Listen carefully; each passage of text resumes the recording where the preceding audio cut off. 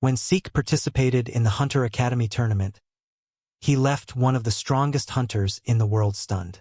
From the moment the fights began, everyone sensed that something was off. One by one, the students charged at him, trying to use the techniques they had perfected, but they found that their blows only met their own bare hands. There were no flashy skills or special weapons, only perfect timing and overwhelming strength. Even the guild officers and explorers observing from above couldn't believe what they were seeing. When Seek reached the final and defeated the Academy's top student, the entire arena erupted into chaos. Just when it seemed the tournament was over, the same Lee Kyun stepped onto the stage. A world-class hunter, a monster compared to ordinary students. Unlike the others, she immediately understood that Seek was hiding something far more dangerous than mere brute force. The confrontation demanded a much greater effort from Seek than any previous. His body began to slow down, his breathing grew heavy, and fatigue started to take over. At that moment, Suk finally revealed his terrifying power, which had been concealed until then. He ignited his black flame, not to burn his opponent, but to destroy the very notion of exhaustion. In an instant, his exhausted body came back to life. His speed was restored, his power grew once more, and for the first time, even Lun was forced to acknowledge that the warrior standing before her was no ordinary novice. The question is, how did this man manage to become so strong? The story begins with our protagonist, Hyun, narrating how he arrived in a different world, one he himself asked to save. After 20 years in that new world, he finds himself facing the monster boss alongside 3 companions: a saint, a mage, and a knight. The monster praised Sayok, telling him he had given a truly good fight for someone considered a hero. Sayok responded jokingly, assuring that he too was not in his best condition. But the monster couldn't handle the joke, and it infuriated him greatly. Then he lunged at Sayok with a powerful thrust. However, Sayok blocked the attack with his lance, causing a deafening clash. Meanwhile, the mage tried to support from behind, and the monster threatened to crush Juke if he refused to submit. The monster boasted that this land was a kingdom created with his teeth and claws. They continued exchanging devastating blows. After a few minutes, Seek grew tired of the fight and decided to end the battle. He powered up his lance with a skill called the Flame of Paradox and launched his attack against the monster. This caused a massive explosion that sent the enemy flying away, smashing rocks in the process. The battle intensified, exchanging blows of maximum power, leaving everyone around as if they were small children. Sayok managed to wound the monster, but it mocked him, saying that his strike was too weak. However, Sayok quickly proved how mistaken it was, demonstrating how easily arrogance could be diminished with a single action. With his spear wrapped in flames, Sayok delivered a slash to the monster's body, which for the first time fully understood how desperate its situation was. The monster fell to the ground, consumed by the fire that devoured its flesh and bones. Then, the monster praised him, saying it had never imagined finding someone strong enough to defeat it. Sayok replied that he does not belong to its trashy world and that he is not like them. However, the chief did not believe him, assuming he was only speaking to impress. Despite this, he was convinced that his body would be absorbed by the earth and that someday he would be resurrected. Suddenly, he noticed his existence starting to fade away, and Sayok, mocking him, asked if he finally understood the situation. The monster explained that the black flame consuming him was his special ability, which he called the Paradox Flame. It indicated that, unlike normal flames that burn with oxygen, it uses abstract concepts as fuel. He said he might have been resurrected many times in the future, but the flame burning him now would prevent him from getting up again, as his existence was fading. The chief tried to mock Sayok, saying that perhaps he had killed him but would never be remembered as the hero who saved the world, because the people he considered allies only hoped he would die in battle. Sayok responded that he already knew that. The saint quickly intervened, expressing her disbelief at the monster's words. However, she began by confessing that she had been saying she loved him, but in reality, she despised him for being an outsider. Her entire seduction was part of the plan so that, when the time came to subdue him, it would be difficult for him to attack her. The saint was surprised to realize that Sayak was right, and she continued saying that she knew the magician and the knight were just like her. Turns out, the knight had already received a national treasure from the emperor, a reward for killing Sayak, because the emperor feared he would take his throne. Regarding the magician, he adored experimenting on humans and hated Sayak for opposing the slavery system. Sayak revealed that he had known all this information for 5 years. The monster, shocked, asked why Sayak didn't conquer the world with his power. He confessed that he wasn't interested in that. He only wanted to go back home. 20 years ago, in the year 2005, Sayak was a 20-year-old office worker until a goddess transported him to this world. The goddess told him that his mission was to save him. When he arrived, he realized that the world was hell.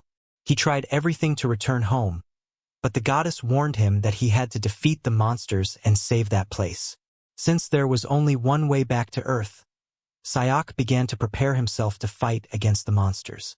Recounting how chaotic his world was, he once saved a child from the front lines of the battle. However, the soldiers did not allow him to enter the village and ordered him to let the child die, as it seemed that this was about to happen. This world turned out to be a cursed place that preferred to abandon the wounded rather than save them. The situation worsened even further due to the lack of medicine and basic hygiene conditions, which made everything much worse. On one occasion, they even had to amputate a soldier's leg due to a simple infection. Although he managed to get the child into the village, Zak faced another problem: religious fanatics. The community leaders believed the child could survive because he was possessed by a demon and proposed exorcising him with fire, as they were in the middle of an exorcism ritual. As if burning people was a routine matter, they were turning those they encountered into stone. The scene left Sayak completely in shock, unable to believe he lived in a world without human rights. Despite everything, he survived 20 long years in that environment. Finally, he managed to defeat the monster to save that world. Sayak felt a deep relief, thinking that the suffering had ended, just as a knight tried to attack him, saying they were glad to know they couldn't let him live. But Sayak turned to that man, telling him that he really hated that society. At that moment, even the knight realized that he did not have enough strength to confront him and that, in reality, those people had created a monster to control another. Then, Sayak looked up at the sky and shouted to the goddess, asking her to fulfill her promise because he had already saved the world, just as she had told him. Suddenly, the sky opened, and the goddess appeared, congratulating him on enduring so much. But Sayak was not willing to accept praise. Instead, he reminded her of her promise to return him to Earth. The goddess asked whether he truly did not like that world, despite having gained enough strength to threaten her. She explained that if he returned to Earth, his achievements as a hero would be in vain. Sayak begged her to stop playing with his feelings, convinced that she only rejoiced in his departure. The goddess agreed, saying that the world no longer needed a monster. However, she asked if he would regret his decision. He replied that the only thing he wanted was to return to the world he once knew. He was tired of that place that had led him to the depths of suffering. Moved, the goddess granted his wish.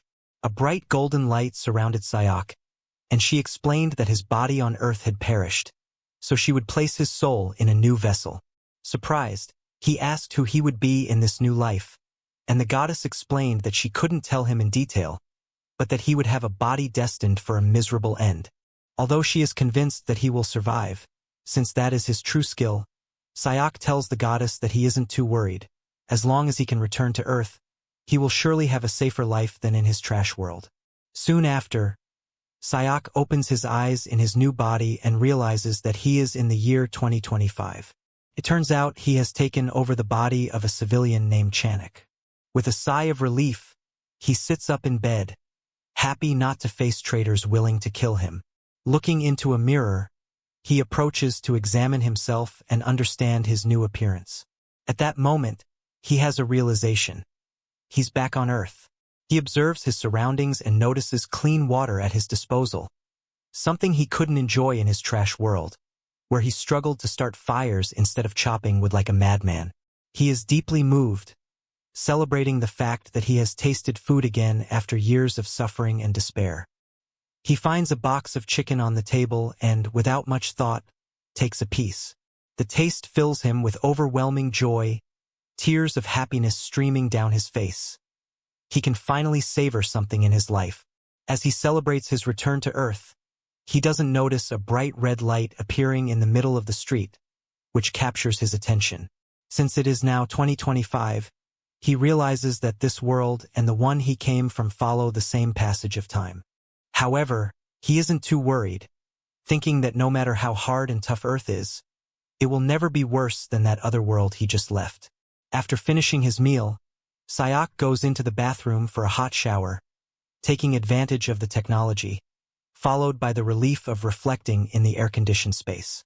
Then he approaches the window to look at the clear sky, trying to absorb everything he's been missing. At that moment, a grotesque-looking monster appears on the glass, staring directly at him. Sayak screams in fear, confused by what he sees.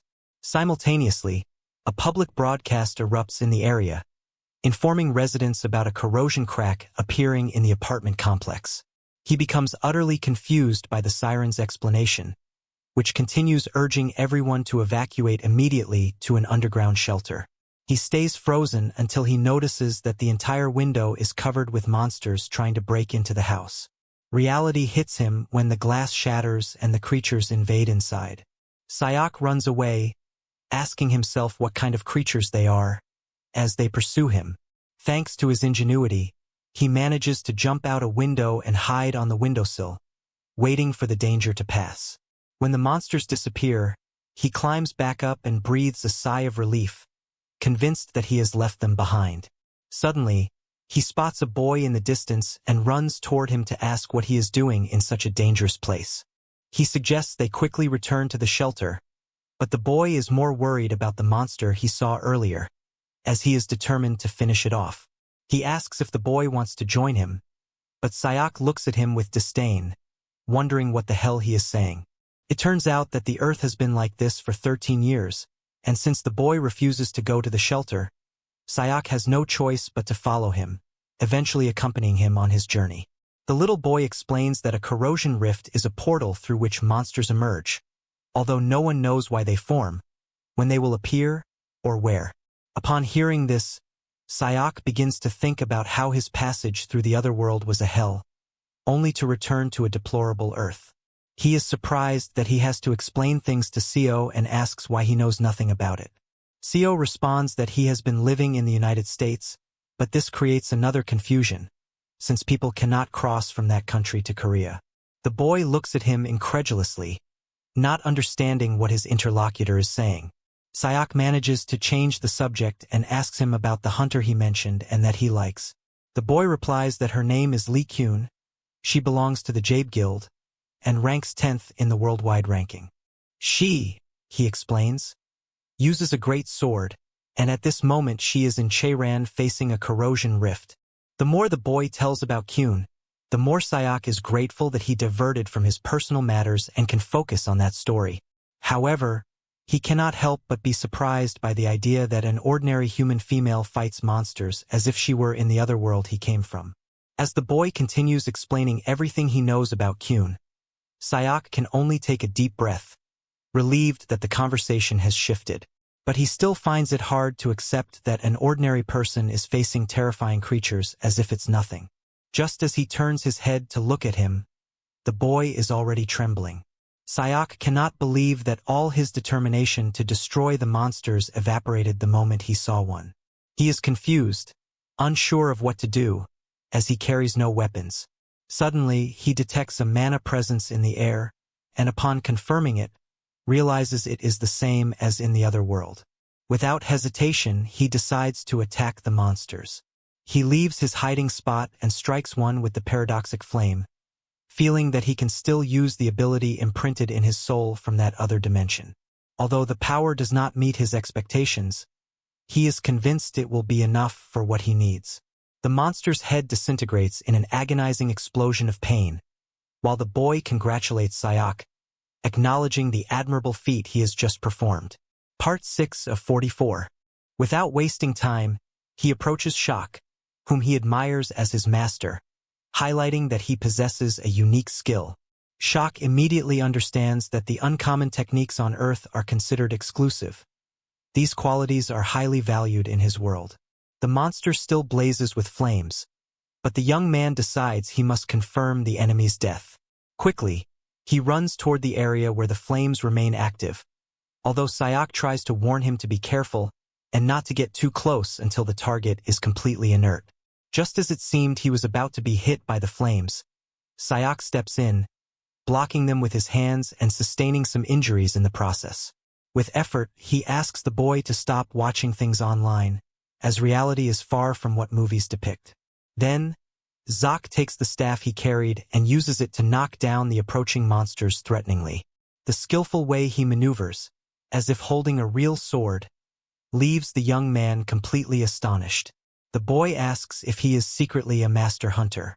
Meanwhile, Sayok is not entirely satisfied with how his new life has begun. Feeling trapped in a past he tried to leave behind. Soon after, they arrive at a shelter, and he begins calling him Brat instead of a primary school child, adjusting his perception. Upon entering, the boy's mother recognizes him and calls out his name, Yunong. She quickly runs to embrace him, thanking Sayok for having delivered him safely, knowing how difficult it must have been for him. While the mother hugs her son, Sayok notices he is wearing expensive clothes, a sign that the family is wealthy. Immediately, he understands why Sayong can behave like a spoiled child. At that moment, a creature breaks down the shelter's outer wall, causing total chaos among the people, who flee in panic. The destruction of the wall surprises everyone, and as they try to escape, Shaun calls Sayok to follow them. However, Sayok stays there, angry and bewildered, unable to believe all this is happening just when he longs to return to a normal life. Frustration and resentment surge within him. Doubts about whether he's asking for too much consume him. He looks at his burned palm from saving Seong and affectionately calls him Brat, his nickname. Then he asks why he wants to become a hunter if his family is clearly wealthy and doesn't need to fight to survive. He knows that the young man could hide somewhere comfortable and live in peace, avoiding dangers. At that moment, Seong reveals the sad reality of how he lost his father because of a monster. The story recounts that a corrosion portal opened in an underground bunker where they were sheltering. Everyone believed themselves to be safe, but that day Seong understood the cruel truth. There are no guarantees of protection anywhere on the planet. He says he is not strong enough yet, but his goal is to become the most powerful hunter in order to eradicate the corrosion breaches and save the world from that threat. Seong expresses his thoughts with full determination and confesses to Sue that, although it may seem foolish, he actually aspires to become a great hunter. However, Sue interrupts him, assuring that he will not succeed in saving the world. Sean's mother starts to panic and tells her son that it's time to leave. Seong hesitates because Sayok is still facing the monster. Suddenly, a bright glow appears behind them, and when they turn around, they are stunned to see that Sayok has defeated the enemy with his paradoxical flame. Shuk states that he will not be able to save the world because if he could, he already would have. Smiling, Shuk tells Seong that saving the Earth is the task of someone who has already done it before. After the calm settles in and after Sayok promises Sayong that he will fight to save the world, he decides to go back to his apartment to play video games and eat junk food. Although he initially confidently declared he would save the planet, that confidence quickly faded, as he no longer felt the same urgency. The abundance of food and entertainment made him feel unnecessary, since there were hunters dedicated to that mission 24/7. So he picks up his phone and orders more fast food, only to suddenly realize that he has run out of money. It turns out that the person who previously inhabited his body worked for a logistics company, which disappeared when a corrosion hole led it to bankruptcy. Now he realizes he needs to find a job, but options are limited. The majority of companies have shut down due to recurring corrosion portals. Confused, he is overwhelmed by an uncertain future. While lying frustrated on his bed, he receives a notification about a hunter's recruitment call. Since he already has experience in that field, Sayok decides to go to the Hunters Association.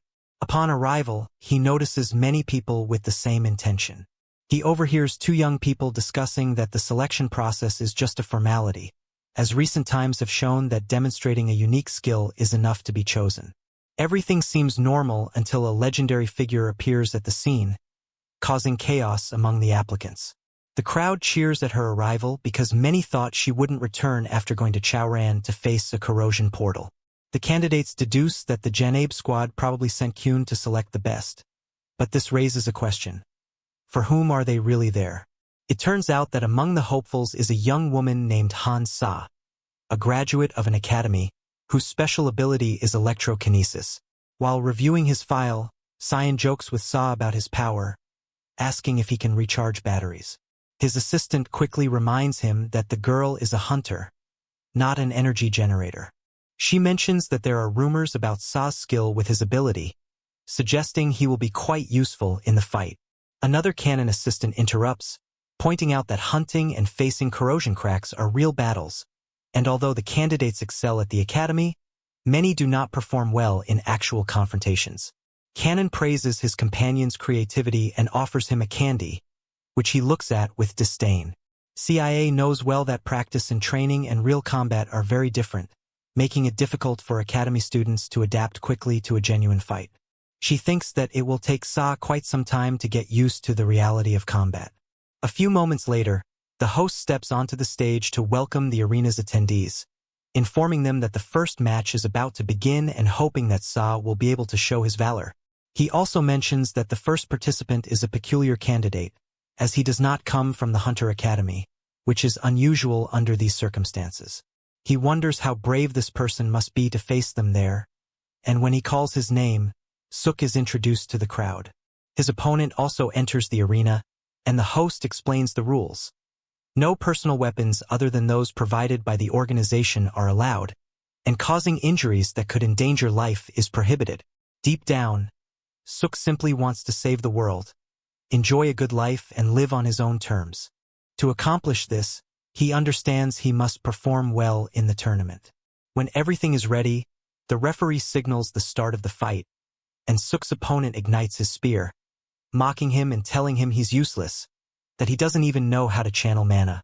Having done nothing but provoke him, the opponent tells him to consider his defeat an honor and rushes towards Suk, boasting about being the undefeated spear-throwing master from the Hunter Academy. Suddenly, the opponent realizes he cannot discern Suk's position. Before he can understand what's happening, Suk appears beside him and lands a blow to his abdomen, causing intense pain. Without stopping, he delivers a lock, raising his fist to leave him stunned. The opponent falls to his knees, with several broken teeth and amid sharp pain. Suk is surprised, thinking the opponent should already be on the ground and that perhaps he's been too cautious, not wanting to seriously injure him. He assumes that the opponent is just a novice, that his weakness is due to inexperience, and refuses to accept that this might be the true strength of rookie hunters. Part 9 of 44. Siwen, for her part, witnessed her rival's fall and was impressed by Suk's speed. Without wasting any time, she pulled out her tablet to investigate her opponent's full history. She discovered that he was simply an ordinary man working at a logistics company who didn't even possess any mana in his body. One of Son's assistants commented that Suk's strike might have been lucky, but Cyan replied with a piece of trash candy, a subtle way of telling him to shut up. She also made it clear that Sayo was deliberately not accumulating mana. Back in the arena, Sayak decided to end the fight once and for all, feeling the need to prove his competence. Without hesitation, he charged after his opponent, who nearly peed himself out of fear when he saw him approaching. Sayak assured him that he wouldn't give a mortal wound to calm him down. Although he promised to go easy, Telegram ended up knocking him to the ground, thus securing the first victory of the day.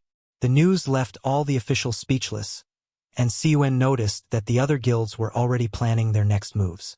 However, Son decided to act proactively, eager to discover Sayak's true character. When her colleague asked where she was going, she replied that she needed to go to the guild's headquarters. Meanwhile, during the competition, Sayak continued defeating his opponents with relative ease. SH was disappointed by the fragility of the so-called new hunters, as they didn't even use weapons and instead punched their way through with bare fists. In the end, Sayok felt disillusioned with the training he was receiving at the Hunter Academy, as he hadn't faced any truly skilled candidates yet. Soon afterwards, he reached the final against S.A., who was everyone's hope to stop his dominance. When S.A. took the stage, Sayok praised her, pointing out that she was the only one who had accumulated more mana than the others. S.A. responded that his success had been pure luck, but warned him that there would be no more coincidences. She took her sword in her hands and declared that she had discovered that Sayok didn't possess any unique skills, only blows without much skill.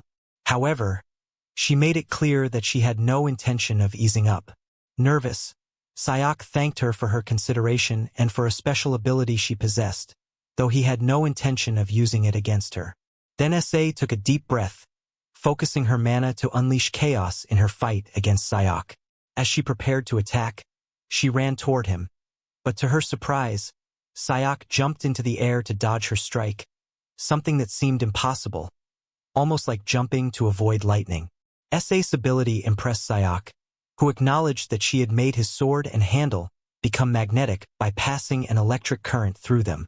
Thus, he added a magnetic force to the impulse of drawing the sword, transforming it into a railgun-like weapon. With this, he indicated to S.A. that he had been the best so far, but that he still lacked an important detail. He explained that his focus was too much on attacking quickly, neglecting other crucial aspects of combat. His fundamental mistake was placing a magnetic rail in the empty air to further accelerate the drawn sword. Sayok pointed out that, no matter how fast and powerful it was, no idiot would attack along a visible trajectory. However, S.A. still believes it was a coincidence and warns him not to be overconfident, because he can defeat people like him without that technique. With a different technique, somewhat slower, he dashed towards Seo, who easily dodges the attack effortlessly, asking if he is really that clumsy since he dodged his fastest technique and now tries to hit him with another much slower one. To not be surpassed by Seo, Sana unleashes a power that breaks the ground, aware that she is pushing herself too hard, and that if she continues at this pace, she will end up destroyed. Shuk then decides to end the fight, stating that they have enjoyed themselves enough. He provokes her, asking if what he is about to do hurts, she should raise her left hand. Before S.A. can react, Shuk reaches her and hits her in the abdomen, causing a disruption in her organs.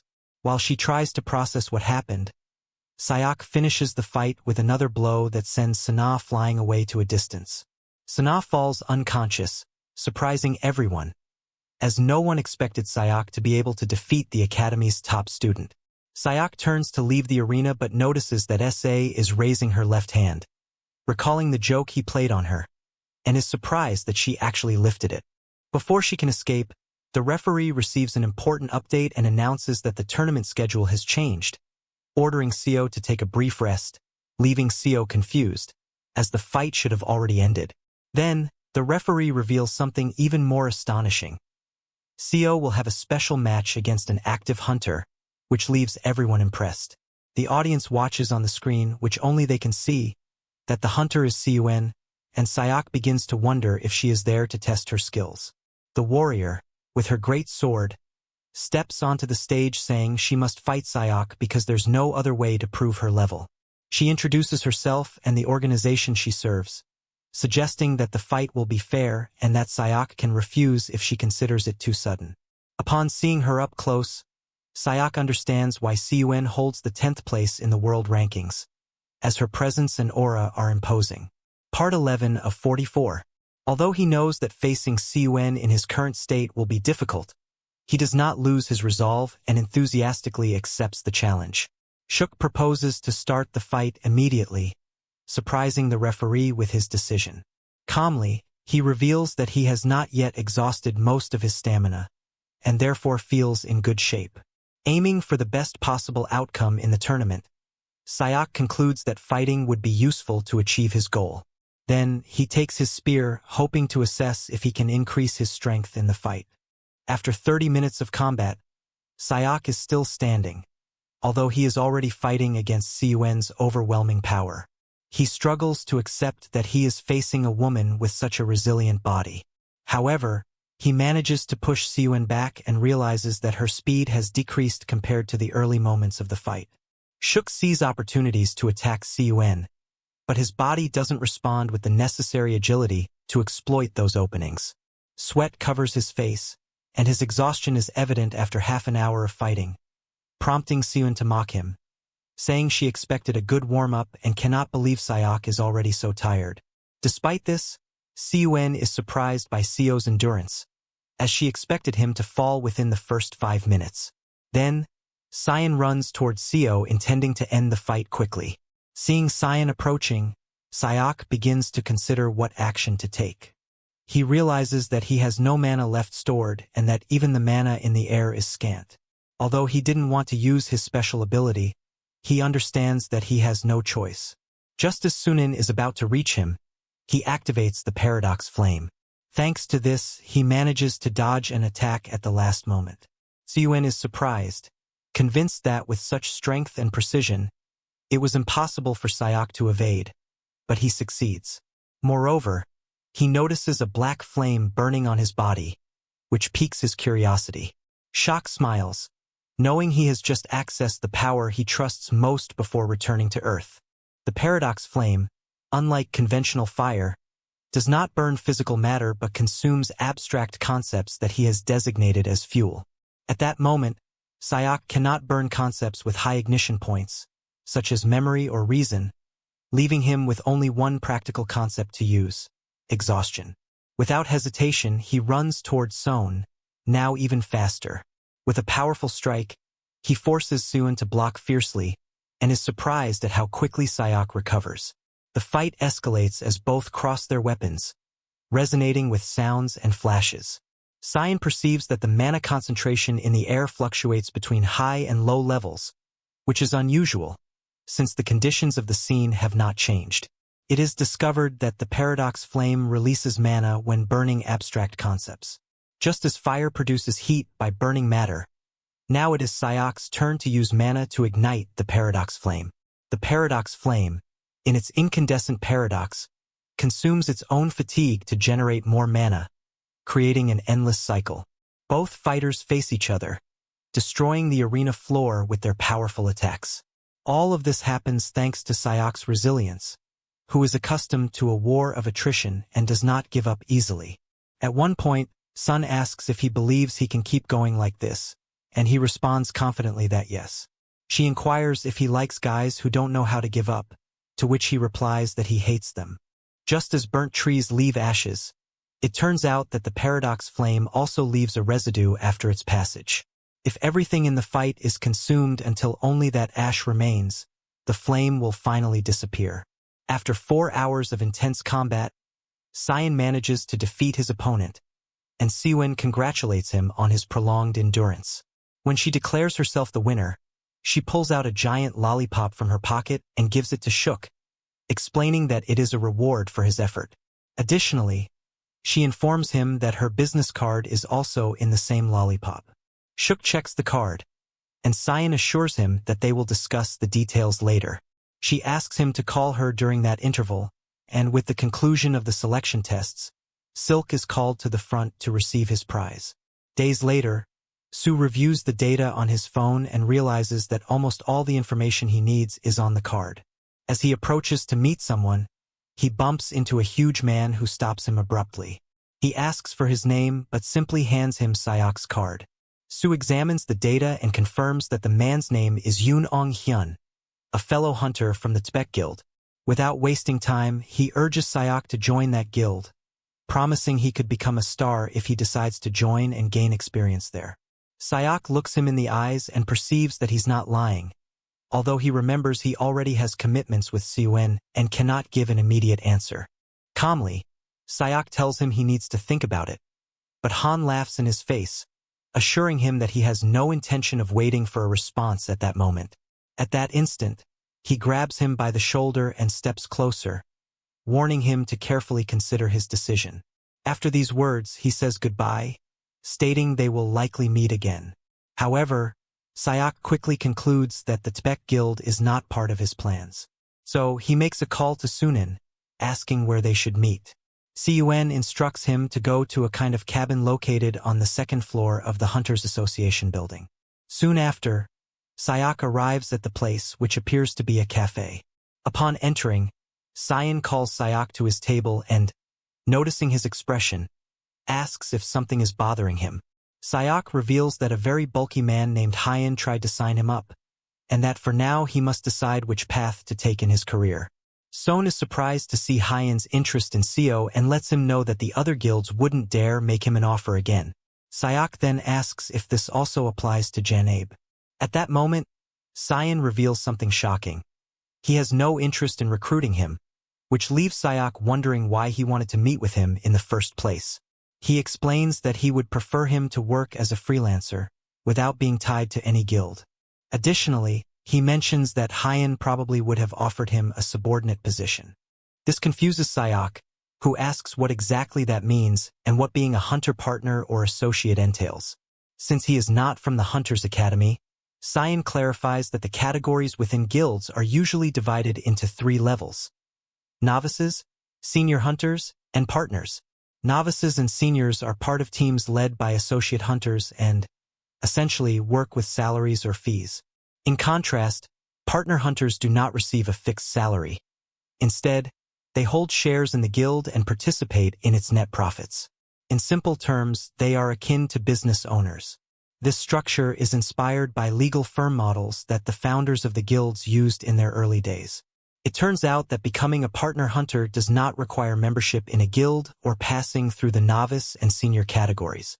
Finally, Sayok understands that, in essence, if he manages to become famous and achieve extraordinary results, big guilds will come after him without hesitation. Cyan confirms this and, laughing, hands him a sweet, while he wonders why she's giving him candies with such a strange attitude. Shook recalls that he has no connections or contacts, so obtaining important requests will be difficult. However, she assures him that she will help him with this aspect free of charge. Surprised, Sayok realizes why she would go to such lengths. She simply wishes that, in the future, he would remember that a guild called Janabi helped him when he was still a stranger. In short, Son is helping Suk so that she can owe him a debt of gratitude. Afterwards, they give him an envelope and tell him he can decide whether or not to accept the mission described inside. She asks what it is, and Cyan reveals that it's a request from the city of Inian. It appears that, 2 years ago, a corrosion zone was formed on the island called Jayadongo after a failed attempt to eliminate a corrosion fissure. Sayok asks if his task will be to eliminate that fissure, but Sean clarifies that his job is to patrol the island, and if new fissures appear, he must confront them. The mission will begin in 1 month, and Sayok will receive an advance payment of 5 million, plus an additional 15 million if he successfully completes the task. Sayok comments that the pay isn't very attractive considering the high risk involved. Cyan advises him to strengthen himself and become famous so that in the future he can be offered better rates. Then, he asks what decision Sayok has made, and as expected, Sayok accepts the mission. After some time, Cyan has a call with his superior to tell him how incredible Sayok is. The boss asks who this man is, and she explains that he is a civilian who passed the selection tests on his own.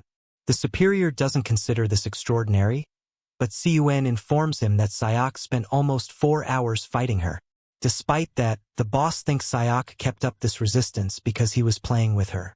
Cyan reminds him that she is an experienced hunter with a decade of experience, all based on surviving in hellish places. She explains that, under normal circumstances, she could have manipulated Sayok, but he fought her for nearly 4 hours. Cyan admits how extraordinary Sayok is, asserting that he probably will never see a monster like that again. Tired of her admiration, the boss asks if the mission assigned to Sayok required hunters with prior experience.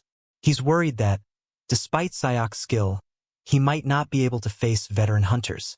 But Cyan reassures him, saying she has already assigned a reliable partner, Sangha. The authority decides to trust Cyan's judgment, as he is the one coordinating in the guild's operations room. Then, the boss asks what Cyan thinks about what will happen when Sayok reaches his level, and she confidently responds that at that moment, Sayok would also be capable of defeating him. A month ago, Sayok received an order to his apartment for a lance and an elixir. The latter is an emergency use potion containing condensed mana, very useful in critical moments. When it comes to manipulating mana, it's comparable to drinking purified water. It can be controlled in the atmosphere, stored in the body, and even used on demand. The elixir allows him to do all this in a short time. However, Sayok uses mana differently from others, as he avoids storing it and absorbs it directly from the environment. The advantage is that there is no limit. He uses the mana from the air, without needing to store it beforehand. Additionally, in the process of absorption and release, the mana channels that cross through him gradually strengthen, allowing him to handle larger amounts. The only drawback is that until his mana channels mature, the volume he can manage is small, making it difficult to produce great power in a short time. Without hesitation, Sayok decides to take advantage of that mana, since there is no time to lose. He is convinced that, in a month of training, his body will have improved. Now, in the present day, the hunters line up to verify their identities before entering the island. When Sayok's identity was confirmed, they informed him that he belonged to Squadron Number 8. He silently joined his comrades as they all spoke in a monotone voice, like parrots repeating endlessly. At that moment, he heard someone call his name, and when he looked up, he realized it was Sangha. She was wearing a sleeveless shirt and bore a scar crossing her shoulder. It turned out that both of them belonged to the same squadron, and the SA suggested that they work together on the mission. Seo asked why he should accept that proposal, and she reminded him that he was stronger than her. That's why she believed he could learn from Suk. But Seo joked that his shoulder looked about to dislocate due to the excessive redness. The SA's inability to take a joke was once again evident when she asked Seo if his shoulders dislocated frequently. He remembered how she literally raised her hand during their confrontation, demonstrating how little sense of humor she had. A few moments later, the squad was called and received the official mission briefing. Since among them there were new hunters, particularly Suk, the commander explained that corrosion cracks are classified into first, second, and third categories, in addition to unclassified ones. The closer a crack is to Category 1, the more dangerous it is. He added that the first corrosion crack detected in a specific area is also called Alpha. Currently, the location of this Alpha crack on the island is near a church in the north. However, he clarified that the corrosion hasn't been officially classified yet. Since corrosion worsens over time, he advised them not to get too close to the area. The mission was to patrol the zone to detect and eliminate any additional cracks that might have formed. A squad member with yellow hair was surprised to hear they were going on an elimination mission with a novice among them. Before Suk noticed, he realized that the entire squad was acting strangely toward him, as if he were a beginner. Before departing, they were informed that the maritime control room was active and they could communicate there if they needed help. With this news, the hunters set out somewhat cautiously. Upon arriving on the island, experienced hunters began to plan, but Shu intervened, suggesting they establish a base at the Wajisa temple to operate from there. He showed the location of the temple on the map, but the veterans couldn't believe that a novice was giving them instructions. Additionally, they wanted to know why he was heading to the temple, and Suk explained that from there, one could observe the entire target area. From the top, the whole region was clearly visible as well. He mentioned that the old temple building was still available to be used as accommodation, the most obvious option. Experienced hunters began to protest, demanding other places to stay, and even asked what they would do if they found themselves surrounded after climbing another mountain. Seo reminded them that they weren't facing thousands of enemies, so there was no risk of being encircled. Although Suk tried to persuade them, the hunters insisted they had no reason to follow his orders, as he lacked experience. He was shocked to discover that there were also idiots on Earth, just like in the other world. Not wanting to follow him, Sayok proposed that each of them go their own way. Without wasting time, he headed toward the temple accompanied by SA. To his surprise, the man with the yellow head, who had appeared earlier, also followed them, and Sayok didn't understand why someone else was joining. He asked for his name, Kim Minja, and why he was doing it. Minja boasted that he was following to watch them, considering them amateurs. Sayok appreciated the attention, amazed that there was still a decent person in that squad. Suddenly, Suk stopped completely, ordering the others to do the same. He asked for silence and told Minja to look behind the cover. To their surprise, monsters appeared along the way, about 50 in total, and he quickly suggested taking a different route. He asked Minja what his special ability was, which confused him, as he didn't want to believe that Sayok dared to confront the monsters. Shuk clarified that, in his opinion, it was usual for a hunter to fight those creatures, and he asked again about the unique ability. Mia responded that she had flames and questioned which skill he trusted more, revealing her power was a fireball. Sayok was satisfied and told Mia that he would attack the monsters on his signal. Ma protested, calling the strategy reckless, given that there were only 3 of them against at least 50 enemies. Furthermore, she argued that on a first mission, it would be better to alert the other hunters, calling them via radio while there was still time. Shuk commented that the other hunters probably wouldn't arrive in time, since, unlike them, who left directly from the Huajia temple, the others were still searching along the coast. Shiel added that calling at that moment would be risky because there was no guarantee that the other hunters would answer, and if the monsters dispersed, they could pose a threat to all hunters in the area. Deep down, Minja knew Shuk was right. The other hunters might take time to arrive, as they had faced a conflict that same day. Sayok told them that their only option was to face the monsters on their own. Although the situation seemed unfavorable, he believed a surprise attack would be their best strategy. As time was pressing, he began to draw the plan in the sand. He explained that he would be the first to throw a fireball at the center, while Ma would take care of blocking the sides. While Sayok executed his plan, Minja was completely impressed, unable to believe that Sayok anticipated every scenario with such precision, as if he were already used to similar situations. Once Sayok explained his strategy, Minja sprang into action and launched a fireball at the monsters, causing an explosion that devoured several of them. Then he retreated, aware that he would need time to charge another fireball. At that moment, Shok took the initiative and continued the attack, urging Ma to shoot another fireball as soon as it was ready. Minja obeyed the command without hesitation, attacking fearlessly and cutting through the enemies with a speed that seemed almost butter-like. As someone who values efficiency in missions, Minja has always believed in distributing tasks. He planned to confront the monsters until he could launch another fireball, even though he knew he couldn't block them all by himself. That's why dividing roles is crucial.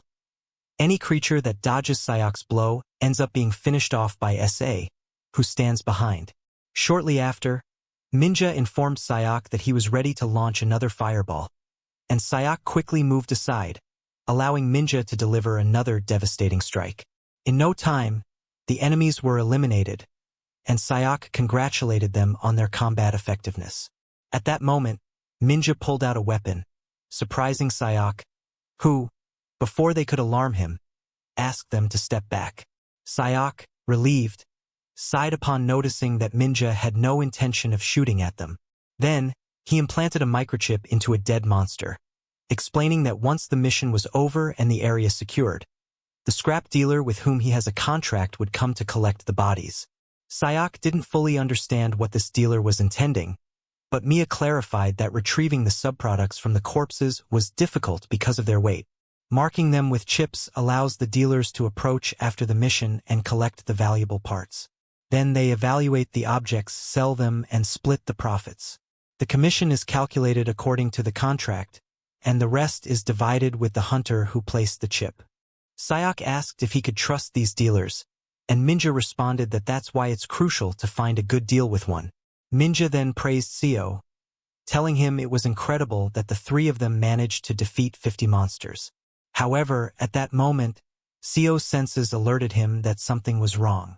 Without hesitation, he grabbed Minji and lunged forward to dodge a surprise attack from a huge monster that was lurking nearby. Fortunately, Minji managed to escape unnoticed, leaving Seo wondering what had attacked them. Shok examined the creature more closely and recognized it as a mid-level boss. The presence of that monster surprised Sayok, who began to wonder if this was the boss of the others they had just defeated. Sayok also checked to ensure this was no joke, as the amount of mana it emitted was clearly much higher than that of the enemies they had faced before. Without hesitation, he ordered Ma and Sa to keep their distance and told them that he would handle the creature himself. Although Ma and Sa thought about helping by flanking, Sayak angrily shouted at them to retreat, warning that if they didn't, they would have to go back home in a body bag. The seriousness in Sayak's voice caused both to step back immediately. Deep down, he was already analyzing that it would be better if he fought the monster alone, as there was no one to stop him from acting clearly. He thought it would be enough to use the paradox flame to confront it. When everything was ready, Sayak challenged the creature, daring it to attack him. Soon after, Minja asked Sana if they weren't going to help Sayak, since he appeared to be in trouble. Sa responded that it wasn't necessary, because although it seemed the hunter was having difficulties, he hadn't even been touched since the fight began. Additionally, the attacks Sayak dodges so easily are ones she herself would struggle to avoid. Essentially, Sayak combines dodging and attacking at the same time. Sa also noticed that each time Sayak's lance hits, a black flame appears, making her wonder what that flame is. The more flames there are, the slower the monster becomes. At first, it looked like Sayak was having trouble, but in reality he was just having fun with the creature. Sunga was completely stunned, unable to believe that a novice hunter like Sayak could so easily defeat such a formidable monster. After finishing off the beast, Sayak did something unexpected. He threw his lance into the air while the creature desperately charged at him at full speed. Sa was frightened, thinking that the monster was about to kill him. But just as the creature was about to reach him, the lance fell from above and crushed it. Sayak didn't even flinch, demonstrating full confidence in his abilities. He praised the monster for its still mobility despite being exhausted and scorched. Then, SH decided it was time to end the creature. Minja was completely astonished by what he had just witnessed, convinced that it couldn't be that simple for Sayak to have defeated such a powerful enemy. After defeating the monster, Sayak asked if it was normal for a creature of that strength to appear on the island. Minja admitted that he had also been wondering about that, because that monster didn't even match the core of the corrosion fissure. He thought it might have been a problem if they considered themselves to be dealing with a grade 3 or higher fissure. At that moment, Sayak recalls that during the orientation they mentioned that the alpha corrosion crack has no classification. As such, he decides to inform the others that the alpha corrosion crack on the island has advanced to grade 3. Sa does not want to accept this, since in the initial meeting they said something different, but Sayak urges him to think rationally. He explains that there is no way to explain the situation if the corrosion is not grade 3. Mia reacts with alarm upon hearing this, as the difference between an unclassified crack and a grade 3 one is like night and day. Minji reveals that, if this is true, the hunters are in serious danger and perhaps won't even make it back alive. Immediately, she suggests they go to rescue the other hunters, because with Sayak's skills they still have a chance. However, he quickly rejects the idea, stating he is not interested. Mina asks why he refuses this option, and he explains that he doesn't plan to save all the hunters on his own. He reminds them that he is also human and has his limits. He clarifies that his mission is not to rescue stranded hunters, but to identify and eliminate new corrosion breaches that may have appeared. Furthermore, he makes it clear that not everyone will make it out alive, as that is part of his job. Afterwards, Seo asks what he would do if he were also in a risky situation. Sayak does not understand her intention, and she tells him that in that case, he would be begging to be saved. With a firm voice, Sayak explains that he does not reject help because he does not understand human emotions. He tells them he only mentions that possibility to point out that deaths in this world are inevitable. He warns them that, faced with death, the most common response for those confronting that reality is simply to die. Moments later, he asks them not to act on emotions, as in such a cruel world they would not survive with that mentality. Later, they arrive at the temple and, after inspecting the place, Sayak assures that the building is safe. Mina notes that it's positive they can locate the other hunters thanks to their lights. However, Shul does not fully agree, since using illumination could be an open invitation for enemies. She knows that monsters will be able to handle common enemies, but fears that a stronger monster might appear again, as before. So, Sayak decides to issue a warning, alerting the hunters that the breach could have escalated to grade 3. He asks them to be careful when using the lights, as this could put them in danger. Then, Sayok asks Minja if, by destroying the core of the breach, the other monsters will also disappear. She confirms that they will. He explains that without the energy emitted by the breach, the contaminated zone will vanish.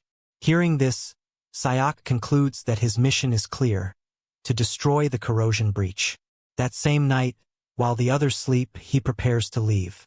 Before leaving, he leaves an alarm device that will activate if a monster approaches. He trusts he will be able to return without issues, and along his way through the forest, he feels satisfied having confirmed the location of the Alpha breach during preparation. Sayok believed everything would be resolved easily, but soon he realizes he was mistaken when he encounters an even more terrifying creature than the previous one. A higher-level monster that seems to possess disconcerting power. In the Hunters Association's control room, panic takes over the team as they lose contact with some members of their fifth group, presumed dead. As if that weren't enough, reports arrive of coordinated monster movements, and the loss of a position in the third team is confirmed.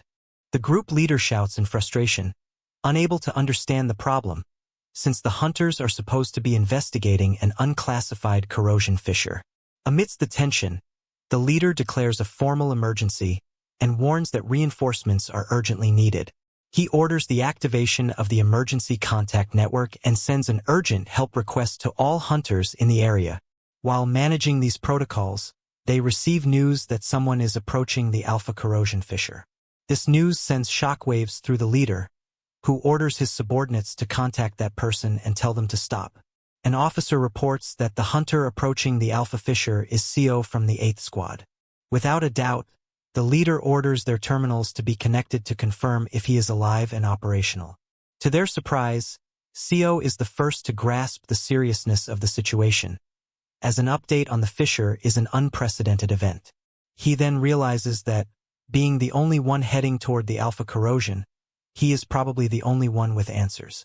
Once they manage to contact him, CO is already bravely confronting the terrifying beast he encountered. Sayok shouts from the command center, reprimanding those who conducted no thorough investigation to verify whether the fissure is truly an unclassified corrosion. He calls him in every way possible, leaving the officers considering silencing him to avoid his reaction. While fleeing from the creature, Sayok discovers that his paradox flame does not have enough power to defeat the monster with a single strike, so he must weaken its health with the flame and finish it off with his spear. However, he faces a problem. He has exhausted too much mana in his previous confrontation with a mid-level enemy, causing his flame to weaken. Since he cannot leave the island, he decides to find a place where he can recharge his mana. After running for a few minutes, he finally finds what he was searching for: the Alpha fissure. Without hesitation, he launches himself toward it while provoking the creature, telling it to keep up because he needs to verify something important. From the control room, everyone was stunned when Sayok's GPS signal suddenly disappeared, realizing that he had entered the Alpha corrosion fissure. Once inside, Sayok expressed surprise at how clean the environment was compared to other fissures, reinforcing the feeling that something unusual was happening. The size of the crack was truly colossal, and Shook couldn't help but wonder how large the first and second grade fissures would be if the unclassified one reached such dimensions. At that moment, the main creature appeared, and Sayok understood that it was time to end the battle. He had always had a problem with the paradox flame, that it only extended to all living beings except himself. The flame could destroy an ally, and sometimes it even reached uncontrollable levels. This was the only drawback of his ability, but when fighting alone it was not an obstacle as he could fight his way. Without hesitation, Sayok swung his weapon and unleashed a powerful wave of fire toward the creature, while absorbing mana from every corner of his body. This expanded his magical energy channels, further strengthening his presence. Taking a deep breath after this action allowed him to feel what he had been missing until then. At that moment, the beast let out a sharp cry, and Sayok quickly understood its strategy. Soon, other monsters appeared in the area, but he was not surprised because he knew that the terrifying scream had been a call for reinforcements. However, he communicated to the main creature that a numbers-based fight would be useless. Zoe, for his part, surrounded himself with a barrier of flames that annihilated the enemies, assuring him that, although he was not as powerful as in the other world, his strength had already improved. According to Mina, the core of the fissure would be the strongest creature in the dimensional hole. Suddenly, a monster capable of speech attacked from behind, but Sayak managed to dodge it in time. When he looked back, his eyes met with a grotesque monster gazing intently at him. Surprised by its intelligence, since it could communicate and wait for his paradox flame to die out, Sayak deduced that this monster was the core of the fissure. With his current level, he believed it was possible to perform a 4-hit combo, and without hesitation, he acted. He threw his spear at the creature, which blocked the attack with its own spear. But the force of the impact squeezed the spear, and at that moment Shaw activated his double-orbit spear ability. Suddenly, the spear emitted an energy explosion that pierced through the monster's spear and penetrated its body, unleashing a powerful blast that destroyed the enemy. The double-orbit spear generated a blue trajectory that traced the attack route, mimicking the first strike and repeating it 4 times. Basically, it was a technique that replicated 4 consecutive attacks, and if the trajectory attacked with a slight delay, it managed to complete a complex double-launch move very difficult to dodge. At that moment, the creature started jumping towards Sayak, ready to reach him. However, this was her mistake, as the lance managed to close in at the right moment, trapping her. Sayak gripped the lance and delivered a powerful blow that cut through the monster, followed by a final attack that Wanchen destroyed its body. Surprisingly, after defeating the creature, it did not disappear immediately, as Shook received a box. Meanwhile, those left in the control room remained in a panic, convinced that everything was over, even though the monsters continued spreading. The team watched in horror, believing that only a miracle could save them, because all the hunters were about to be eliminated after rejecting the additional help requested. Suddenly, the leader received news that Sayak, the explorer who entered the crack, had sent a message. He demanded details of the mission, which appeared on the main screen. To everyone's astonishment, CO informed them that the alpha acid problem had been resolved. As he said, they began to see signs that the crack was closing, and with it, all the monsters started to fade away. The leader was stunned to hear this, as it seemed a miracle just like the one he had prayed for. However, he wondered how Suk had achieved this. A few minutes earlier, Sana and Minja were surrounded by a group of creatures. With CO absent, Minja asked SA if they had any chance of survival, to which she understood that they were already at their limit. She herself didn't know how much she could resist. Suddenly, one of the monsters lunged at them, and SA prepared to fight, but recognized an unsettling truth. She had no energy left, her legs were unresponsive. Sana closed her eyes, waiting for the inevitable. In an unexpected turn, Sayak managed to destroy the core at that very moment, causing the monsters to start disappearing. Later, Sayak reached the hunter's rendezvous point on the island, where he saw many wounded people. He realized that the corrosive creatures had wreaked havoc while he was away. The other hunters, who had previously been unwilling to cooperate with CO, already knew that he had closed the crack alone, which left everyone speechless, as a third-degree crack is not something a novice can handle easily. Soon, Sayak gathered his colleagues, and Minja expressed her amazement that he had faced the crack alone. Suk explained that deep inside, his heart wanted to do the right thing. However, Suk had already decided to act like a hero, considering that things had gone well so far. As they talked, an officer approached and told him that he was Baeon Jongtae, representative of the Korea Operations Corporation. It turned out he was the third manager of the branch in Incheon province, in the north. Baeon informed Sayak that the mayor wanted to see him. Moments later, Sayak arrived at the mayor's office in heavy rain, feeling not too uncomfortable, since his intention was to renegotiate the reward owed to him. Upon arrival, he was welcomed by Lee Pilge, the communications officer and official liaison. As they headed to the mayor's office, Pilge told Sayak that the mayor had been eagerly awaiting this meeting. He confided that he was shocked to receive the report from the island, as the mayor canceled all his plans after obtaining it. Sayak joked that he shouldn't have bothered with that, since he hadn't really done anything outstanding. Pilge warned him not to say that because it had been a long time, since the first hunter was still active, that a novice had destroyed a level 3 corrosion crack solo. Surprised by this, Sayak thought that such an achievement could only have been performed by someone extraordinary, and he believed that this hunter must be truly remarkable. Soon, they arrived at the mayor's office. Mayor Park Jian greeted him kindly and apologized for calling him in such inclement weather.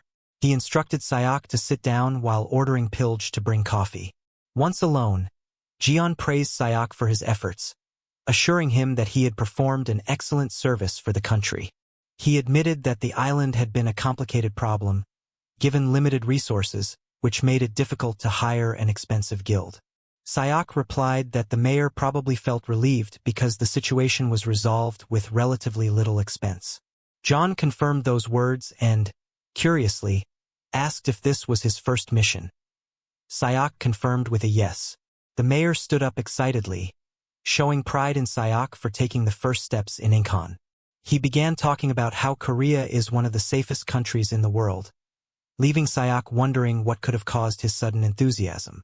The mayor added that Incheon is a strategic center, serving as a trade hub, and that the Free Economic Zone project has attracted numerous foreign investors. So many, he explained, that it's hard to choose just one. Additionally, he mentioned that large amounts of funds circulate in Incheon's international cities, strengthening the local economy. Afterwards, the mayor promised to provide all possible assistance to make Sayak's life as a hunter easier. During the journey, Baeon asked what Sayak was seeking in his occupation, to which he compared his role to that of someone who constantly has to clean clogged drains. Upon hearing this, Baeon assured Sayak that if he advanced, he would become famous and very popular. He also predicted that companies would start begging him to star in advertisements and that he might even be discovered by major television networks. Sayak understood that Baeon was afraid that his fame might change him, and Baeon confirmed his fears. Baeon stated that it is common for young hunting talents to be taken over by notoriety and honors, losing sight of their true mission. He considered this natural and believed that the only guarantee of safety is Korea, which he called the last refuge on Earth. Baeon told him that what he has achieved is incredible, and many people will be watching him with interest. Then, he expressed to Sayak his wish for him to remain a symbol of hope. Now that Seo holds the mayor's office, Sayak realizes that the mayor is planning everything without even passing through the corner. However, he knows that soon the mayor will discover that he is not someone easy to influence over superficial matters. Sayak's long life and countless challenges he has faced make these things insignificant to him. He then asks the mayor if there is anything he wants from him, since he does not intend to support him without something in return. Sayak appears confrontational and points out that he is almost sure the mayor's intention is to boost his approval ratings for re-election. The mayor is surprised at how well-informed Sayak is, and Sayak comments that everything can be found on anyone's phone. The mayor is left stunned by Sayak's extensive knowledge and asks if he also needs approval from the city council for his actions. It turns out the mayor is right, as Sayak needs permission to participate in missions, being still a novice. Sayak realizes that if the mayor presents this cleverly, he can say that he discovered a talent in Incheon. Then, the mayor shares that he maintains relations with several national and foreign companies. Without banging the table, he notes that the model who starred in an advertisement for a well-known coffee brand will soon see her contract expire, and her face will likely be replaced by Sayak's. Just as he plans to continue, Shu knocks over his coffee cup and confronts him, asking if he takes him for someone cheap. The mayor, confused, comments that in a world where everything changes rapidly, it seems society needs someone who can break the monotony. He lets Shu know that if he continues working as a hunter, he can easily obtain everything the mayor promises. Shu stands up to leave, while the mayor tries to persuade him, offering him secure assignments with good pay. Shu responds that those offers seem worthless to him and that he could give them to the coffee commercial model. Meanwhile, in a remote location, a strange man receives a report that his trial on the island was a failure due to the intervention of the Seahawks. The recording of his participation in the selection is being viewed, and the man shows curiosity about the black flame that surrounds him. From the beginning of the ranking, it is known that the update occurs on the first day of each month, and the entire nation eagerly awaits to find out who will be the number one hunter. Although the positions don't change much, public anticipation remains high. Attention is also focused on Cyan, who wants to know if Seo will make it onto that list. Ultimately, everything turns out to be much more different than it initially seemed. In 10th place is Shaun, while Kimchi holds the 5th position. Cho Yoriam was in 3rd place, and Jung Taizio in 2nd. Finally, in 1st place is none other than Sayok. This achievement earned him a major press conference, where he is expected to answer several questions. The spotlight is on Sayok because he is a newcomer who managed to surpass a 3rd-degree hole. The crowd bombards him with questions about how he managed to cross that kind of magical gap. After many inquiries, Sayok finally asks for one more question. The journalist asks him what his goals are, and he assures that he will do his best to achieve them. Subsequently, the association president, Moon, invites Sayok on a tour. He takes him to the place where Gansel's prison once stood, now just a large cavity in the ground where Gonzo used to be. Moon explains that what he is looking at represents the destiny of many nations. Most lost their administrative abilities after the appearance of the corrosive hole. However, South Korea managed to become a power by successfully defending its territory and advancing technologically. He acknowledges that the helicopter they are traveling in is part of that innovation, as it runs on mana and blocks external noise. Sayok asks if this is the fate of countries unable to confront the gap, and Moon confirms, stating that many capitals completely disappeared after those corrosive breaches. He suggests they get closer to the crater for a better view. As they approach, he mentions that among the 8 most dangerous corrosion holes in the world, Gonzalo's prison was one of them. He explains that it emerged 13 years ago without warning, spreading through the city and leaving everything in ruins. Although some managed to survive, most were wiped out because the area had already become a corroded zone. In just a few days, the entire city vanished without a trace.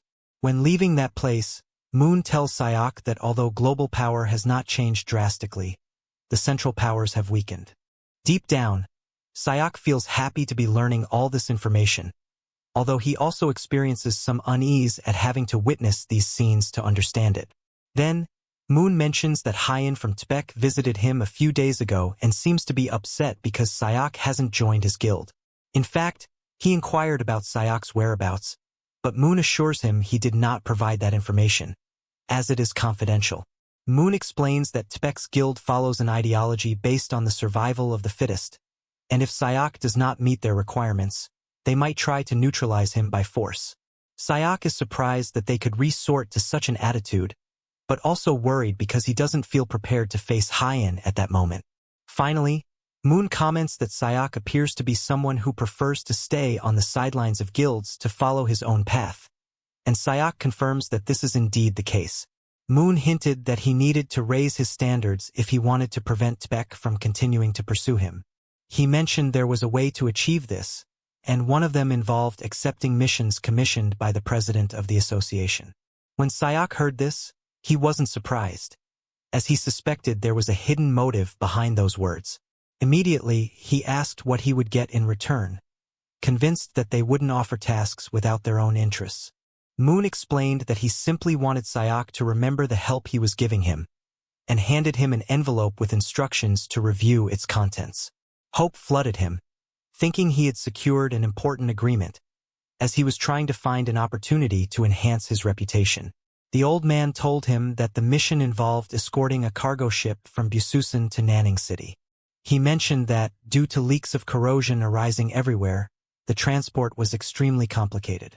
Sayok examined the list of objects to escort and realized they were luxury items, including a car. This surprised him, as he thought they still considered it necessary to possess such things. Moon clarified that for some people these items remained essential.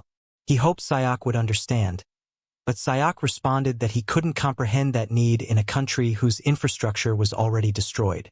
Moon insisted that although many countries were collapsing due to leaks, that didn't make international politics lose its meaning. At that moment, Sayok understood that the mission was an effort to maintain relations between countries. Recognizing this, Sayok took off his seatbelt and told the old man that he wasn't interested in participating. Moon was taken aback by his response, reminding him that the Korean government took such tasks very seriously. However, Sayok remained firm in his decision and pointed out that it would be foolish to get involved in international politics at that moment. The old man was angry about his refusal and tried to remind him that he was just a rookie hunter who had recently debuted. But Sayok paid little attention. He threw the mission papers out of the helicopter and opened the door, thanking for the transport but stating that he would swim back to Seoul on his own. Without hesitation, he jumped into the water and disappeared into the depths, leaving the man utterly stunned. Later, Suk appeared at Incheon Airport and calmly emerged from the water. Looking for an employee at the port, he exchanged greetings naturally, as if such a gesture was routine. Aware that he might be threatened in the future, he decided that his top priority would be to strengthen his own protection. He planned to do this by taking on the most dangerous missions, aiming to become someone whom no power could manipulate. He checked his phone and soon found a task that seemed aligned with his goals. In a mission to rescue victims kidnapped on Tsushima Island, the estimated difficulty level is 2nd degree. Suk took a deep breath, knowing he had a lot of work ahead. On September 3rd, fishermen from Goji and Tongyong Islands went out to sea but encountered a different kind of ocean, dominated by corrupted creatures nesting on Tsushima, which violently kidnapped the fishermen as part of their hunting. According to a survivor who managed to escape with difficulty, the captured fishermen remained alive. The mission involves Suk going to Tsushima Island to free the hostages and close the corrosion fissure. The reward for this task amounts to 55 million yen, and Sayok is aware that if he manages to complete it alone, he will receive the entire sum. Moreover, if he succeeds solo, he will be recognized as a hero. Though the challenge is tempting, Suk recalls warnings about the classifications and dangers of creatures within them. It is said that a 3rd-degree corrosion fissure has destructive power comparable to a tank, while a 2nd-degree creature can reach levels of natural disaster. A 2nd-degree creature possesses terrible power, almost like a regional-scale catastrophe. In contrast, a 1st-degree creature requires the mobilization of an entire nation to be subdued. Suk knows he managed to face a 3rd-degree fissure thanks to the paradox flame, but doubts if he could stand against a 2nd-degree one without help. To be safe, he understands he might need assistance from someone useful, though he's worried about finding someone willing to accept such a civilian request. The idea that no one capable exists worries him, but suddenly he thinks maybe there is someone who can help. Soon after, Seo and his companion, who turns out to be none other than S.A., board a vessel heading toward their target. Sana asks when they will arrive, and he responds that approximately an hour remains. He advises her to regain her energy before reaching their destination, because the upcoming battle will be tougher than the previous one. While Suk reflects on this, Sa shows great interest in the metal plate he wears on his shoulder. She observes it curiously and asks about the object, since its appearance suggests it is a limited edition. The idea of how he acquired it keeps her intrigued. Suk, tired of her questions, explains that the person who gave him this gift was a scrapyard merchant he negotiated with. Sa's face shows surprise upon hearing this, as she herself received nothing useful at the time. Suk, with some irony, points out that her expectations are different because he is an aspiring prospect who managed to face a 3rd-degree fissure alone, unlike her, a rookie holding only the title of current rector of the academy. Noticing the cold expression on her face, he understands she might be annoyed by his words but decides to take the opportunity to give her some advice. To become stronger, to make herself famous, so as to avoid future insults. A few days ago, Suk contacted S.A. to inform her that he needed a partner for his next mission. Sana hesitated at first since she almost died in a level 3 portal, and Suk suggested she face a level 2 one. However, he managed to persuade her by asking if she wanted to become stronger. He assured her that he could enhance her beyond her current abilities. It turns out Sana also has a personal reason for wanting to strengthen herself, a motivation so intense she would be willing to face hell itself if it guaranteed her growth. Moments later, the ship's alarm sounded, alerting them to an unidentified object ahead. Without wasting time, they faced 5 ships. While Suk tried to decide on their next move, he was surprised to see Sana levitating in the air. She was rising smoothly, and Suk was impressed, while Sangha, watching, was even more surprised because he couldn't do it. A look of excitement washed over his face, as he finally found something Suk couldn't achieve. Sanaa laughed heartily, joking at Suk's expense for not being able to perform the same move. To move more easily, she had to carry Suk on her back. When they approached the enemy ships, Suk ordered Sanaa to handle the closest one. She asked why, and he explained that the ships in the rear seemed more dangerous. Sanaa accepted the task and headed toward the target, but noticed the presence of a human figure along her way. Seo, who was accompanying her, indicated that she look again, because what she thought she saw was not human. Upon boarding the ship, Suk took care of the one he wanted to clear, and sooner than expected, he found humans transformed inside it. They had lost all their humanity and showed extreme aggressiveness. Sanaa landed roughly on the deck, quickly drawing attention. The monsters attacked immediately, and Sayak easily eliminated the first wave. He quickly understood that they were low-level creatures. He thought that Sanaa should also fight more gently, but, to his surprise, she was using all her strength against the weak beings. Sayak called her out, warning her that she was using too much mana. He explained that if she continued like this, she would soon run out of energy. He told her that, at this level, she only needed a small amount of mana. Sanaa remembered what Sayak had told her about becoming stronger, and, following his instructions, she reduced her power. However, he insisted that it was still too much. The lives of those weak beings seemed like a tragedy to Sanaa, and she decided that she would never be weak again. As she defeated the enemies, she reaffirmed her determination to become even more powerful. Finally, Sanaa finished eliminating the monsters and asked if the battle was over. Sayak informed her that he had already cleared the other ships. She, somewhat reluctant, thanked him, recognizing that she had learned a lot from his advice.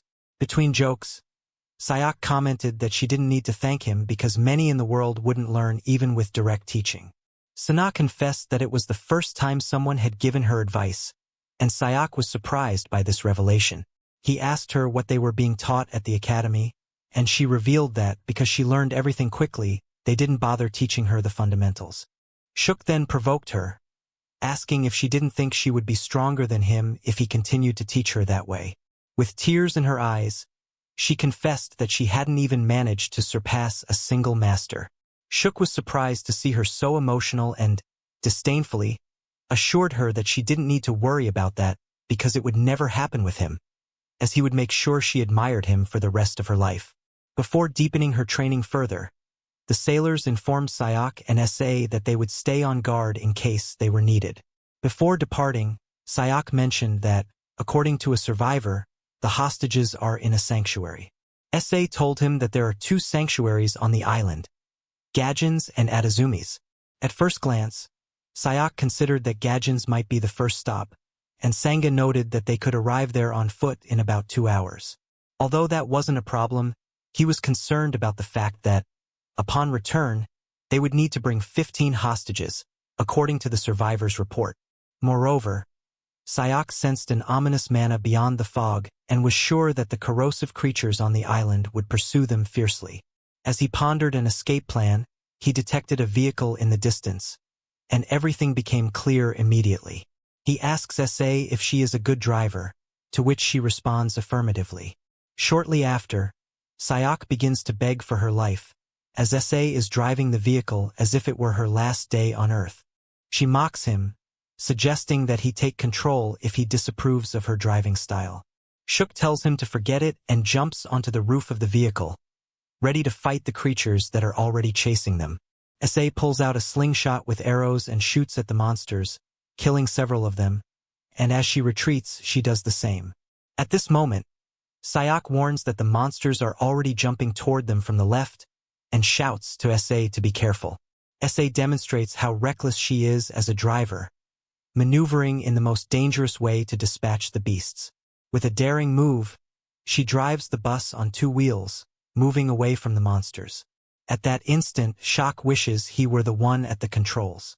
As they cross the desolate road, the enemies remain behind them, like ants following their sugar prey. Soon after, they arrive at the sanctuary, and SA mentions the monsters that are watching them, but Sayak assures her that he will handle it. Sangha drives the bus toward the sanctuary's entrance, and Sayak immediately activates the paradox flame to block the entrance, consuming any creature that approaches. Moments later, they find the hostages tied up in a corner. Sangha approaches to introduce himself, but instead of being glad to be rescued, the hostages begin behaving very strangely. Tears run down their cheeks as they insist that SA run away, and she wonders why they are warning her. Unbeknownst to her, a huge samurai monster appears behind her, ready to cut her to pieces. Fortunately, Sayak manages to block the monster's attack and instructs SA to get the survivors out of the vehicle while he faces the giant. A fierce battle then ensues between Sayak and the samurai, who seems much taller and strives to finish him off. Despite the size difference, Sayak shows no fear. Suddenly, Sa appears out of nowhere and hits the monster with the vehicle, knocking it down.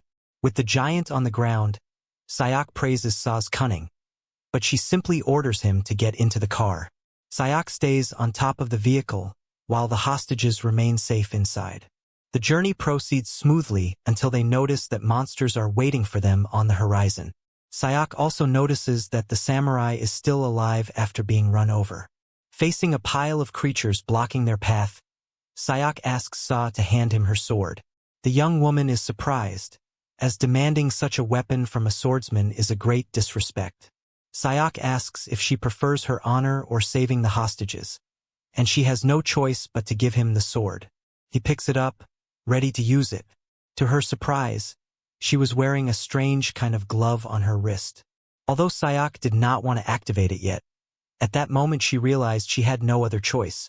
It turned out the glove was found on the island, inside the box delivered after defeating the core. It was not just any glove, as it could absorb magical energy from the environment. When Shuk saw it for the first time, he thought it was only used to supplement his mana, but he soon discovered it was something more powerful. The maximum energy storage capacity of the glove was 5 minutes, enough time to become stronger, just like Son. The monsters blocked their way, and Sayak held her spear and sword, preparing to launch a devastating attack. With unstoppable momentum, Sayak unleashed her power, defeating the creatures with a single blow. Sana was left in shock, unable to believe what she had just witnessed. Once the path was clear, Sayak ordered SA to proceed toward the port without turning back. However, during the journey, Seo was amazed to discover that the corrupted monsters seemed to multiply endlessly, always in their path. SA told Sayak that it would be better to get out of the vehicle and confront the enemies on foot, as they could no longer continue with the overloaded machine. But he insisted on keeping their course, and at that moment they crossed a strange barrier that miraculously kept the monsters on the other side. To the creatures' frustration, they found it difficult to break through this wall, while the car passed through without problem on their escape. SA was in shock and looked around, trying to understand why the monsters suddenly lunged after them. His eyes caught a shining symbol on the wall, leading him to wonder if that symbol was the cause of their aggression.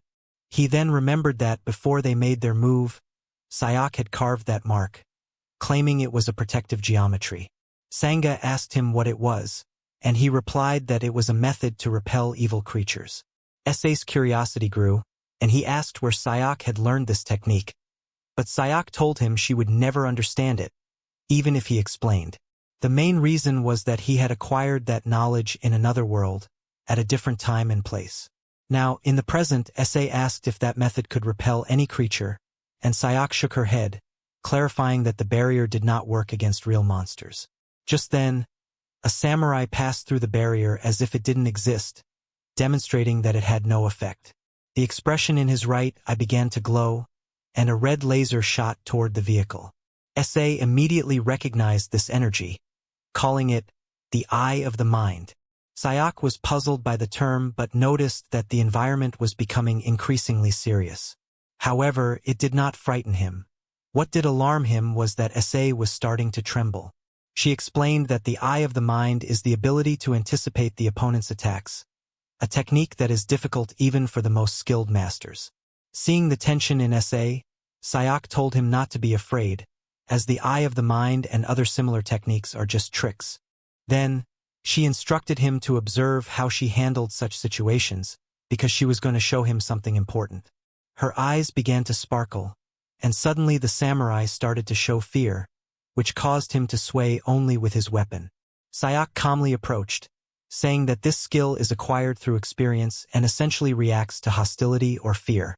Since the samurai could not perceive this, he stayed there, trying to appear brave. Sayak explained to Sangha that skills like the eye of the mind, the sword of the heart, and even the state of no-self are related. Without showing hostility, she moved forward and, in a single motion, knocked the warrior down, leaving him devastated. Calmly, Sayak told SA that these techniques are nothing special. She commented that the illusion called enlightenment can be terrifying because, when called by a grandiose name, some people get carried away and don't progress any further. She admitted that, on the battlefield, what matters doesn't require fancy names. Now, Sayak could speak about this confidently because she had sacrificed a lot to escape her own trap. She confessed that the samurai was truly strong, having survived a collision with a car, but her ultimate technique, which she relied on, was nothing more than the eye of the mind.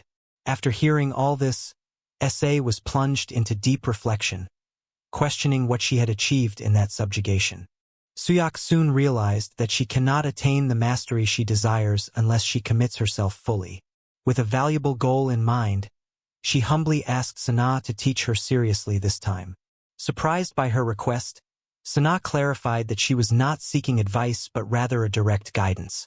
Sana admitted that she had seen how weak she still was and that she needs to strengthen herself quickly. She then asked what motivated her strong determination, and she confessed that she wanted to end the Shirdai Club by her own means. It turns out this club is among the 8 most dangerous corrosion fissures in the world, famous for devouring the Himalayas with a single breath. Suyak understood that her goal was much greater than usual and asked if she was doing it for revenge. Sana confirmed this and explained that she seeks to avenge her family. Then she pulled out a card and showed it to Sion, clarifying that she was not asking him to teach her for free. He examined the card and discovered that it belonged to the KY Group, which has a market valuation of 257 billion. Sana explained that this company is owned by her family, and Sion was impressed to realize that Sana comes from an influential family. He mentions that the owner of the company is his grandfather, but that she left the competition to succeed him. Suyak deduces that Sana might find herself back in the middle of that struggle if she stands out as a hunter. Then he asks her exactly what she wants, and Sana asks him to make her the best, promising rewards in the process. She trusts that he will provide her with hard-to-obtain ingredients, such as elixirs not distributed through regular channels. Since Sion also seeks to strengthen herself, Sana assures him that with such elixirs she will be able to do so. Sion realizes that Sana won't even believe him if he tells her she has already reached the level she was aiming for before. The true reason she is trying so hard is to return to Earth just as it was in the past. Then Suyak shakes Sana's hand, confirming they have reached an agreement. He hands her a list of his demands and proposes that they first take the hostages to the hospital. After leaving the injured, Sangha consults with the doctor about how long they will need to recover. Since there are 7 patients with nutritional deficiencies, the doctor responds that it may take at least a week before they can speak. He assures them that they will be the first to know when the hostages wake up, so it's crucial to give them rest. Suyak, agreeing with the doctor, calls Sana to follow him, as they begin their training immediately. Once in a suitable place to prepare, Suyak decides to ask Sana a question before starting. He asks if she thinks she could dodge his spear if he swings it with full force.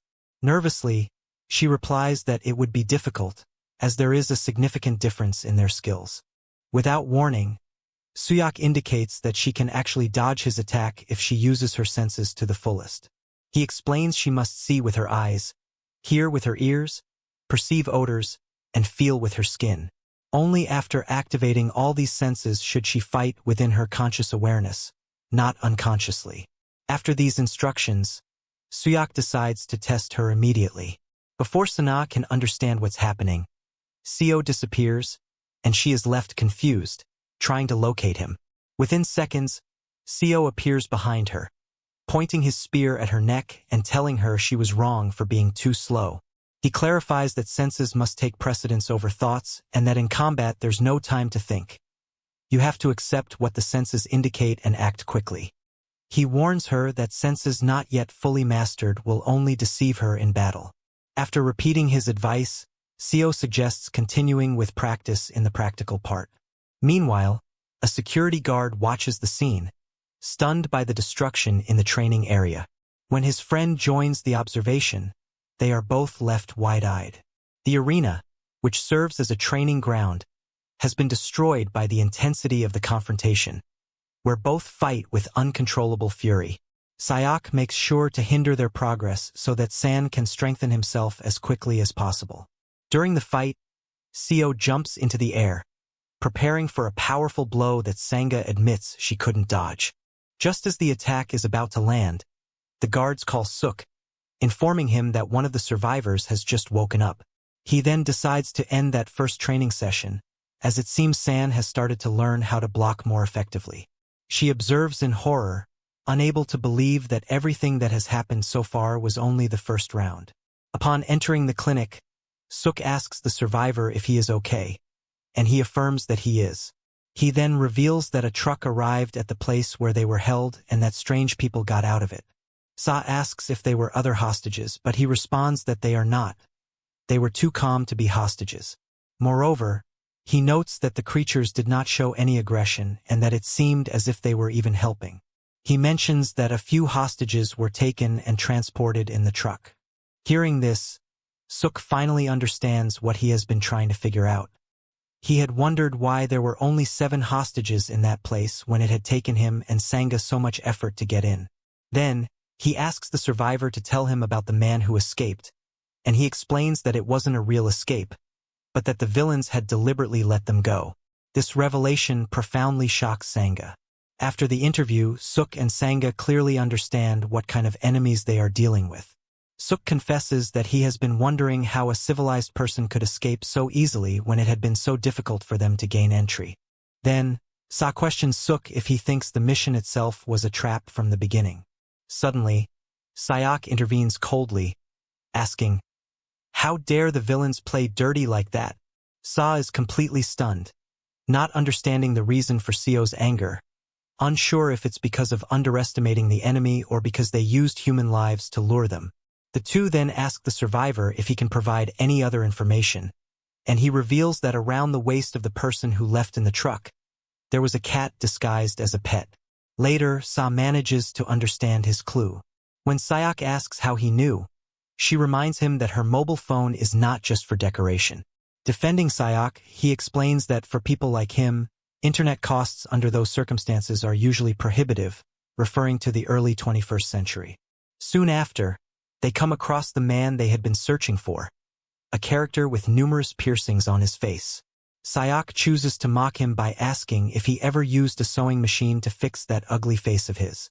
However, inwardly, he senses that he is not just an ordinary character, and the man acts with arrogance, inviting them to the main scene. Then, he introduces himself as Kim Jong and warns them that he will try to capture them alive. Sayak wonders what that means and decides to demonstrate it.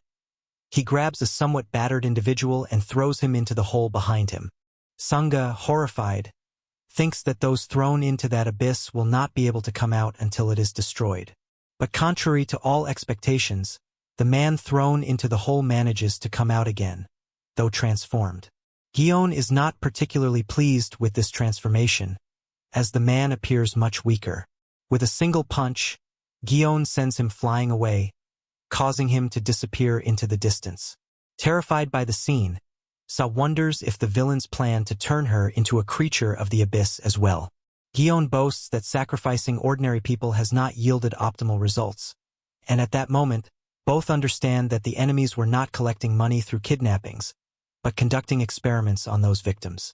Kim Jong clarifies that they don't really care if they survive, but for the greater good and their boss, he will tell the truth only once. He claims that he and his people are descendants of Dan Gun, whose mission is to maintain and enhance South Korea's influence, preventing anyone from challenging their power. After his explanation, he steps on the ground, creating a gigantic wave that lifts cars into the air. Then, he tries to throw one of them at them, but Sa quickly intervenes and slices it in half. Sayok prepares to face the man, reminding him that his country is already a superpower. However, the opponent disagrees, stating that that is not enough yet. Gion rushes towards them, assuring that they will elevate the nation to levels where no one will dare to look down on them, with the goal of making it an absolute power. With vigorous leaps into the air, he attempts a kick to knock down Seo, who faces him with determination. In the midst of the fight, recalling the times both had to pay tributes and humiliations, he expresses his desire to return each of those affronts. As they exchange blows, Seo notices that his opponent has a black belt in Taekwondo and moves with astonishing speed, despite not being armed. Suddenly, Seo receives a severe kick to the chest that sends him flying several meters away. In his final attack, it becomes clear that his speed is remarkable, but his strength, though significant, remains controlled. Seo quickly realizes that his opponent's origin lies in a certain perspective. If they manage to eliminate the corrosion cracks threatening to destabilize their country, it would be very difficult for Korea to maintain its current position. As Seo delves deeper into the situation, he concludes that that group has no intention of saving the world, and his perception aligns with that idea. Suk reminds him that many people are on the verge of death, so they should be their priority, but Gion insults them, claiming they understand nothing. He states that they have already found a way to control the cracks, and upon hearing this, Suk realizes that this development could drastically change things. The ability to manipulate the cracks would allow them to prevent current suffering and shift the balance of power. Then, Suk requests some time to consider collaborating, asking how much real effort they can make to control the crack, and if their response is satisfactory, he is willing to hand over SA. Hearing this, SA is stunned, but Gion intervenes, declaring that they have only managed to control the crack to some extent.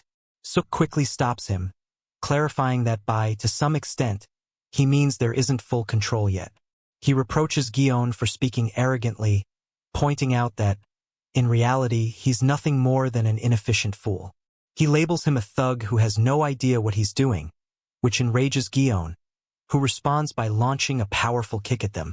Suk barely dodges the attack, and the ground where Gion lands shatters into pieces. At that moment, Suk realizes that perhaps he accidentally provoked the enemy, because he was only trying to buy time to recharge some mana, as the bar on his glove has already fallen to a critical level. Suk deduces that his best option at this point is to engage Gion in a war of attrition, enduring his blows and delaying his advance. Gion accelerates toward him, but SA appears to stop him. Gion mocks her, saying she probably stayed in the rear out of fear. Then, an electric aura begins to emerge from her, and Gion challenges her, claiming that at least she has some courage and value. Suk orders SA to fall back, assuring her that she can't face the enemy. However, SA replies that she has noticed the remaining charge in Suk's gloves and needs that time to act. She asks how much more she needs, and he responds that 5 minutes is enough. Without wasting time, SA pulls out a bottle with an elixir and tells Suk to leave the fight in her hands. A gentle light begins to emanate from the elixir, making SA feel increasing tension in her body, while Suk worries about the possibility of overloading her. However, SA reassures his friend, telling him that elixirs are only used in emergencies, and right now this is precisely her situation. Urgently, Suk begs her to hold on for 5 more minutes, promising to end the fight within that time. As SA prepares to risk her life, she tells Suk to take advantage of that moment and make it count. At that moment, a fierce battle erupts between the two, forcing Sana to exert all her strength in the fight. As the intensity increases, she manages to land a vertical strike on John's image, hoping to have defeated him. But at that moment, Gion appears from behind and delivers such a powerful kick that Sana is sent flying through the air, blood streaming from her mouth. Before touching the ground, Sayok finishes charging his energy and swiftly reaches her, catching her in his arms.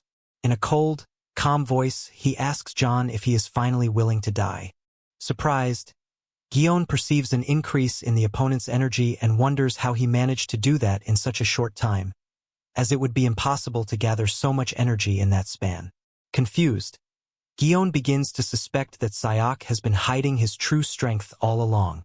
Sayak questions Gion why he acts so bewildered, asserting that he only follows a single principle, similar to the piercings he wears. Gion's surprise grows as he realizes that Sayak has uncovered his trick, to which Sayak replies that only a fool wouldn't have seen it. He points out that Gion is leaking energy everywhere, trying to use a power he can't control, although due to his recklessness, he managed to reactivate his paradox flame. Gion believes that Sayak is only talking nonsense, as there's no way to absorb wasted energy. But before he can react, Sayak appears behind him and says he doesn't need to understand because he's about to die. Then, Sayak unleashes a combo of 16 strikes, piercing him with his sword in multiple directions and disturbing his paradox flame. Gion, unable to breathe or move his muscles, collapses, stunned by the destruction he has suffered. Although he tries to stand, his strength is exhausted as not a trace of his resistance remains. Realizing he is about to die, he begs his captain to save him.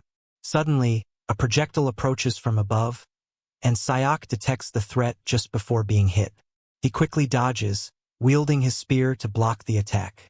The source of the shot seems to be Gion's captain, who is on the rooftop, wearing a mask and a hood covering his face.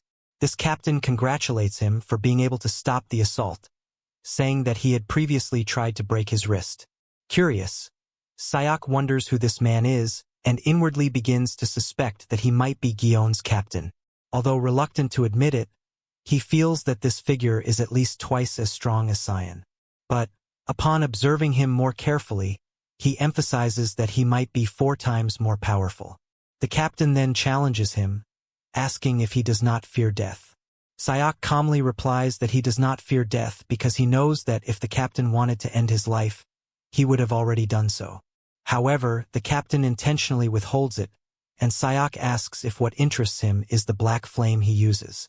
When displaying these dark flames, the ones burning John, they become even more intense, causing him unbearable pain. The young man pleads for help, and the captain orders him to extinguish those flames, warning that he will not give the same instruction again. Sayak realizes that Gion's mana has already run out, but the captain is sustaining him with his own magic to keep him alive. Additionally, he understands that if the captain's arrow had been aimed at his head instead of his wrist, he would have died instantly. However, the captain deliberately avoided doing that. Faced with no other options, Sayak must free Gion from the flame's chains. But just as Gion tries to fall, the captain swiftly lunges to catch him, further terrifying Sayak as he witnesses the enemy's incredible speed. The captain rebukes him, saying that he has just ruined Gon's life, who will have to live in a wheelchair for the rest of his days. Then, he draws his bow and states that although he would like to capture him alive, it's not necessary for him to be in perfect condition. He advises Sayak to proceed with his plan, as he does not intend to make him his puppet. Noticing Sayak's stubbornness, the captain decides to retreat, yet he remains interested in understanding the black flames that the young man uses. Before disappearing, he leaves a warning that someday he too will be under his control.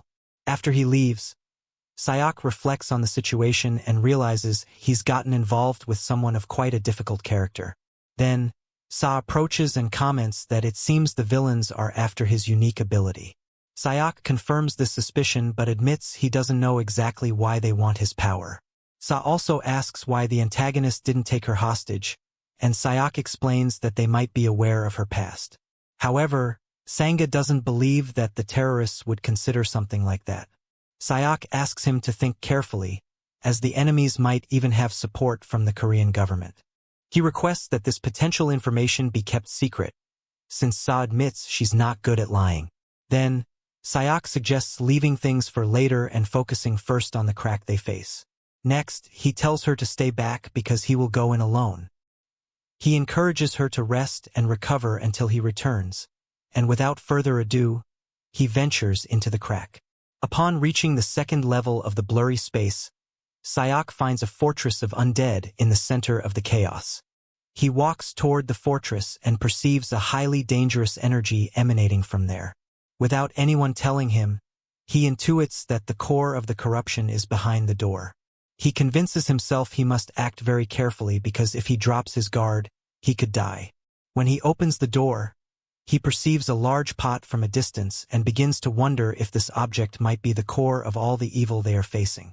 Sayok feels surprised because reality sharply differs from his initial expectations. Suddenly, a hand appears from behind and grabs his leg tightly. The man looks terrifying and clearly wounded. He pleads with Sayok to save him, desperate from having lost both legs. At that moment, a tentacle emerges from the pot and throws the poor man inside. Shortly after, the man reemerges as an undead, his expression changed and lifeless. Sayok quickly realizes that the pot was the source generating these supernatural creatures, a revelation that fills him with such intense fury that it almost makes him nauseous. Suddenly, a chilling voice echoes in the room, referring to Sayok as another sacrifice amidst the horror, though it concedes that he is different from the others.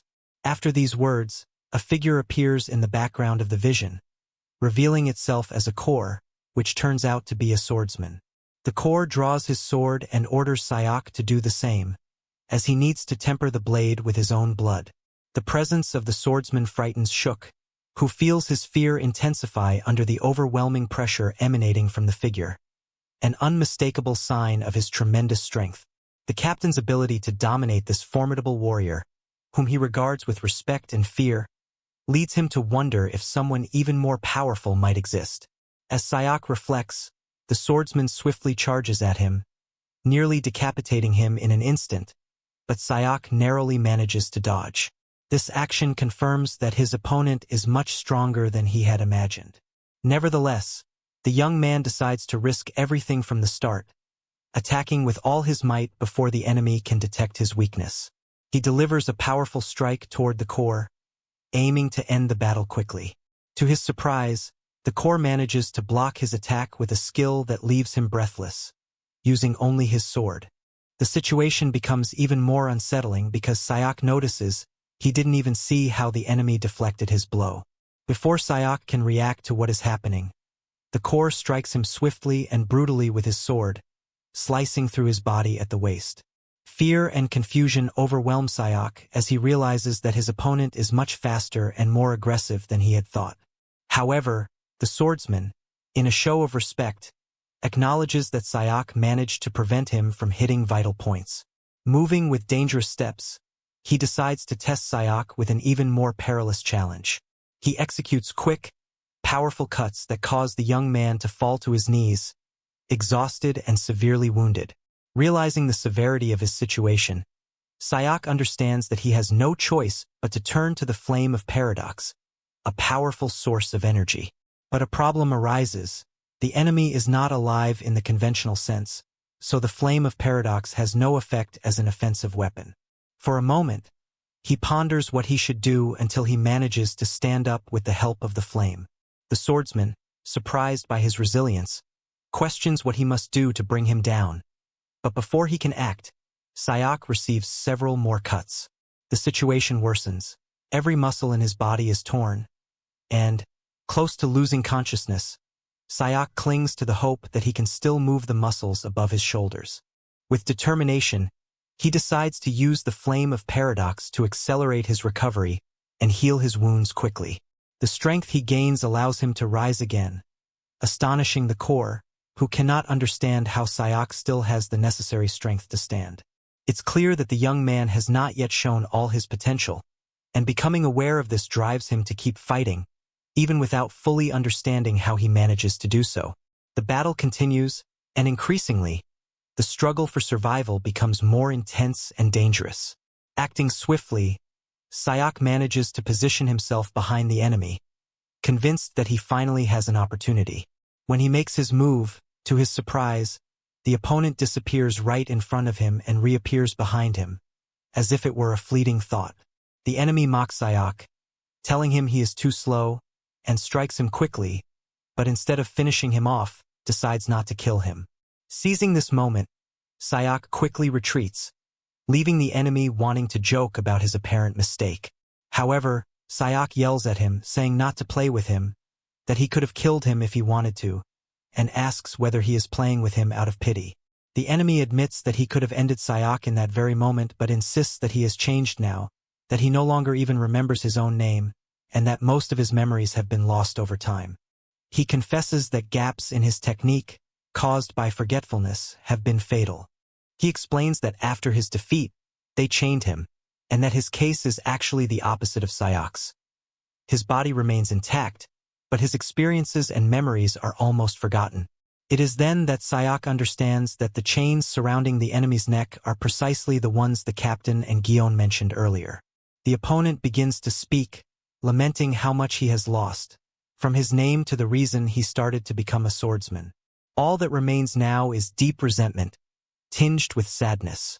At that moment, the warrior undergoes a sudden transformation, and Sayok notices that his resentment has grown even more, although, paradoxically, he has lost much of his technique and experience in the process. Sayok believes that if the enemy fails to finish him off with a single blow, he still has a minimal chance to win. He then decides to unleash all his strength, convinced that he must do so to defeat the swordsman. The enemy is surprised to see that all of Sayok's wounds have healed, now covered by black flames engulfing his body. As Sayok leans his hand on the ground, the swordsman comments on his astonishment upon discovering that Sayok possesses a unique ability. However, he notices that these black flames seem to be consuming something more, and Sayok praises him for his keen intuition. He explains that these black flames burn concepts, and although they appear to have infinite destructive power, in reality, the greater the concept one tries to burn, the more mana it requires. Because the most powerful applications are more difficult to control, Sayok knows he must be careful not to be dragged down by a chain reaction.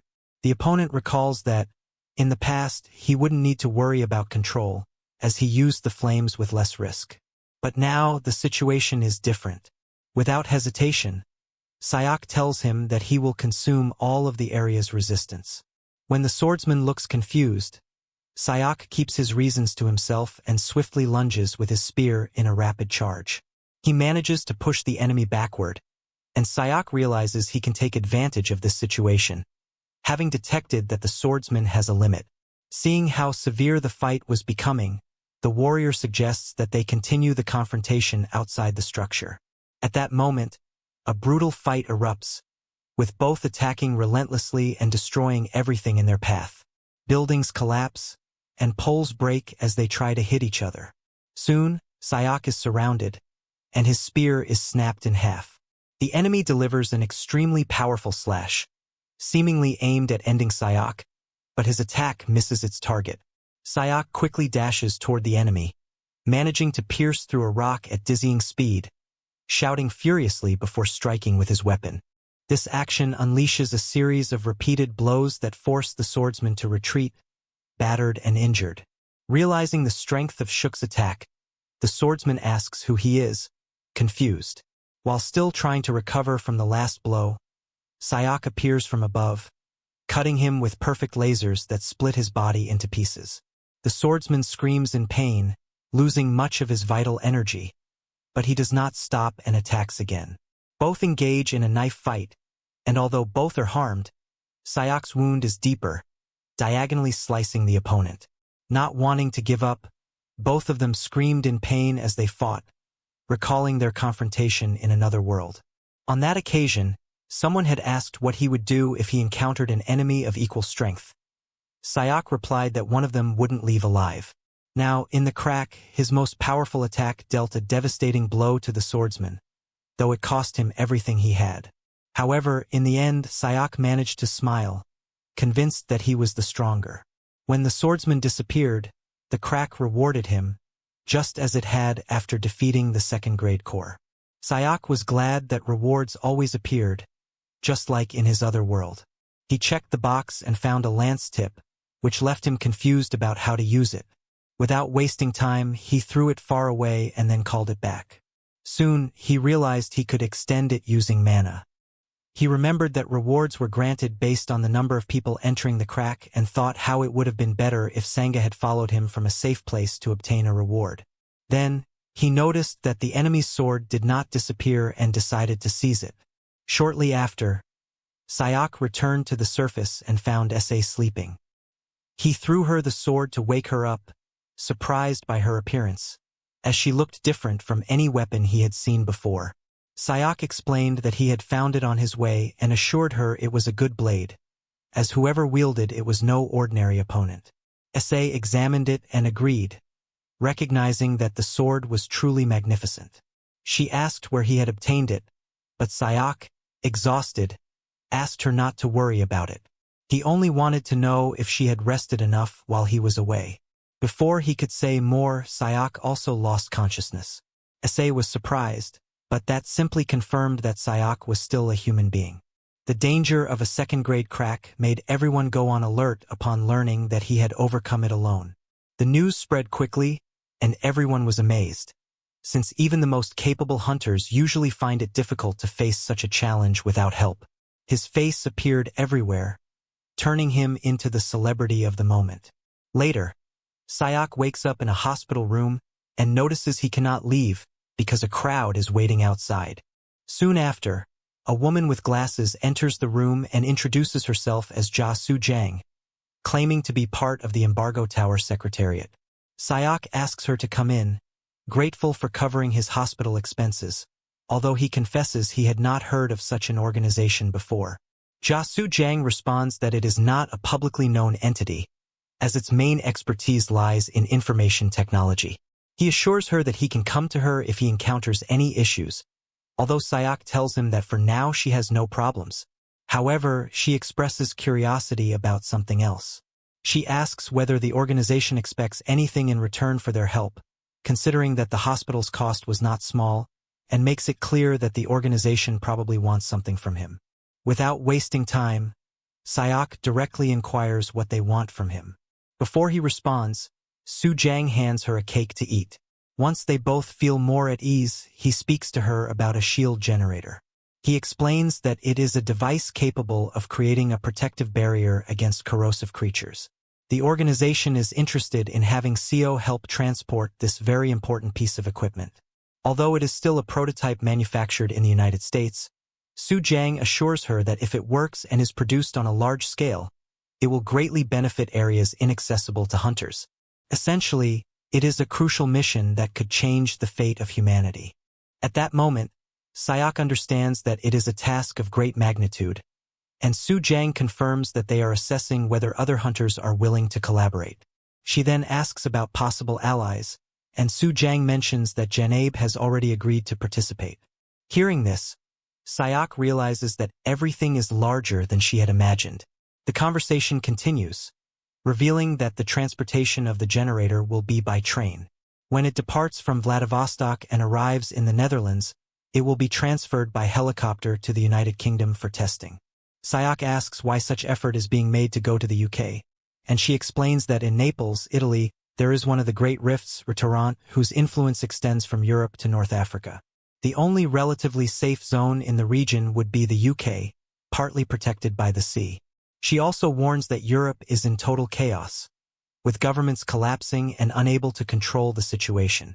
It turns out that hunter companies have taken control of several regions, acting as warlords. Therefore, it seems they will also be responsible for transporting aid supplies at the request of international organizations. This makes Sayak realize that many individuals will try to attack the train. Su-jang then asks if he has ever traveled abroad, but he replies that he has not. He confesses that this will be his first mission outside the country, and she warns him that he will probably face dangerous situations there. Confusion arises in Suke when he notices she uses a plural term, and she explains that she will also be going on the mission. Then, Suk expresses his wish for S.A. to accompany them, assuring her that he is a reliable friend. Without hesitation, Sayak agrees to the request, happy because this way she will expand her influence. Later, he heads to the rooftop where a helicopter awaits him, surprised to learn that it was the association president who arranged for his presence. The president tells him that having overcome a second-degree fracture has changed his perspective, and assures him that the organization will do everything possible to support his actions. Deep down, Sayak feels proud of having proven his strength through his abilities, which has made things much easier. At the same time, he wonders if the president is aware of Guion and his people, and whether he would want life on Earth to continue or come to an end. As he boards the helicopter, he finds Cyan waiting for him, who compliments him by saying that his stories have spread everywhere, and that it would be easier to find someone who doesn't know him than someone who does. Then, he asks where they are headed, and she reveals that they are going to a military base. Sayak inquires about the reason, and she explains that the South Korean army also plans to participate in the mission. He understands that all countries would want to collaborate, as this would reduce dependence on hunters for national defense. However, he believes that perhaps South Korea might not be keen on that idea. He then asks Siwen if she knows about Dangan's descendants, to which she confirms they are a terrorist group. She mentions having confronted them during the mission on Suema Island, and that these descendants, all Koreans, appear in various places, disrupting operations whenever hunters try to close a fracture. Seo shares his opinion on the matter, and as always, Son gives him a sweet, confusing Sayak. At that moment, Son asks if he has left Korea before, and he's surprised, noticing that Son repeats a question similar to one Su Jang had asked. Sayak casually replies that it's his first time, and Cyan assures him that the mission will open his eyes to many things.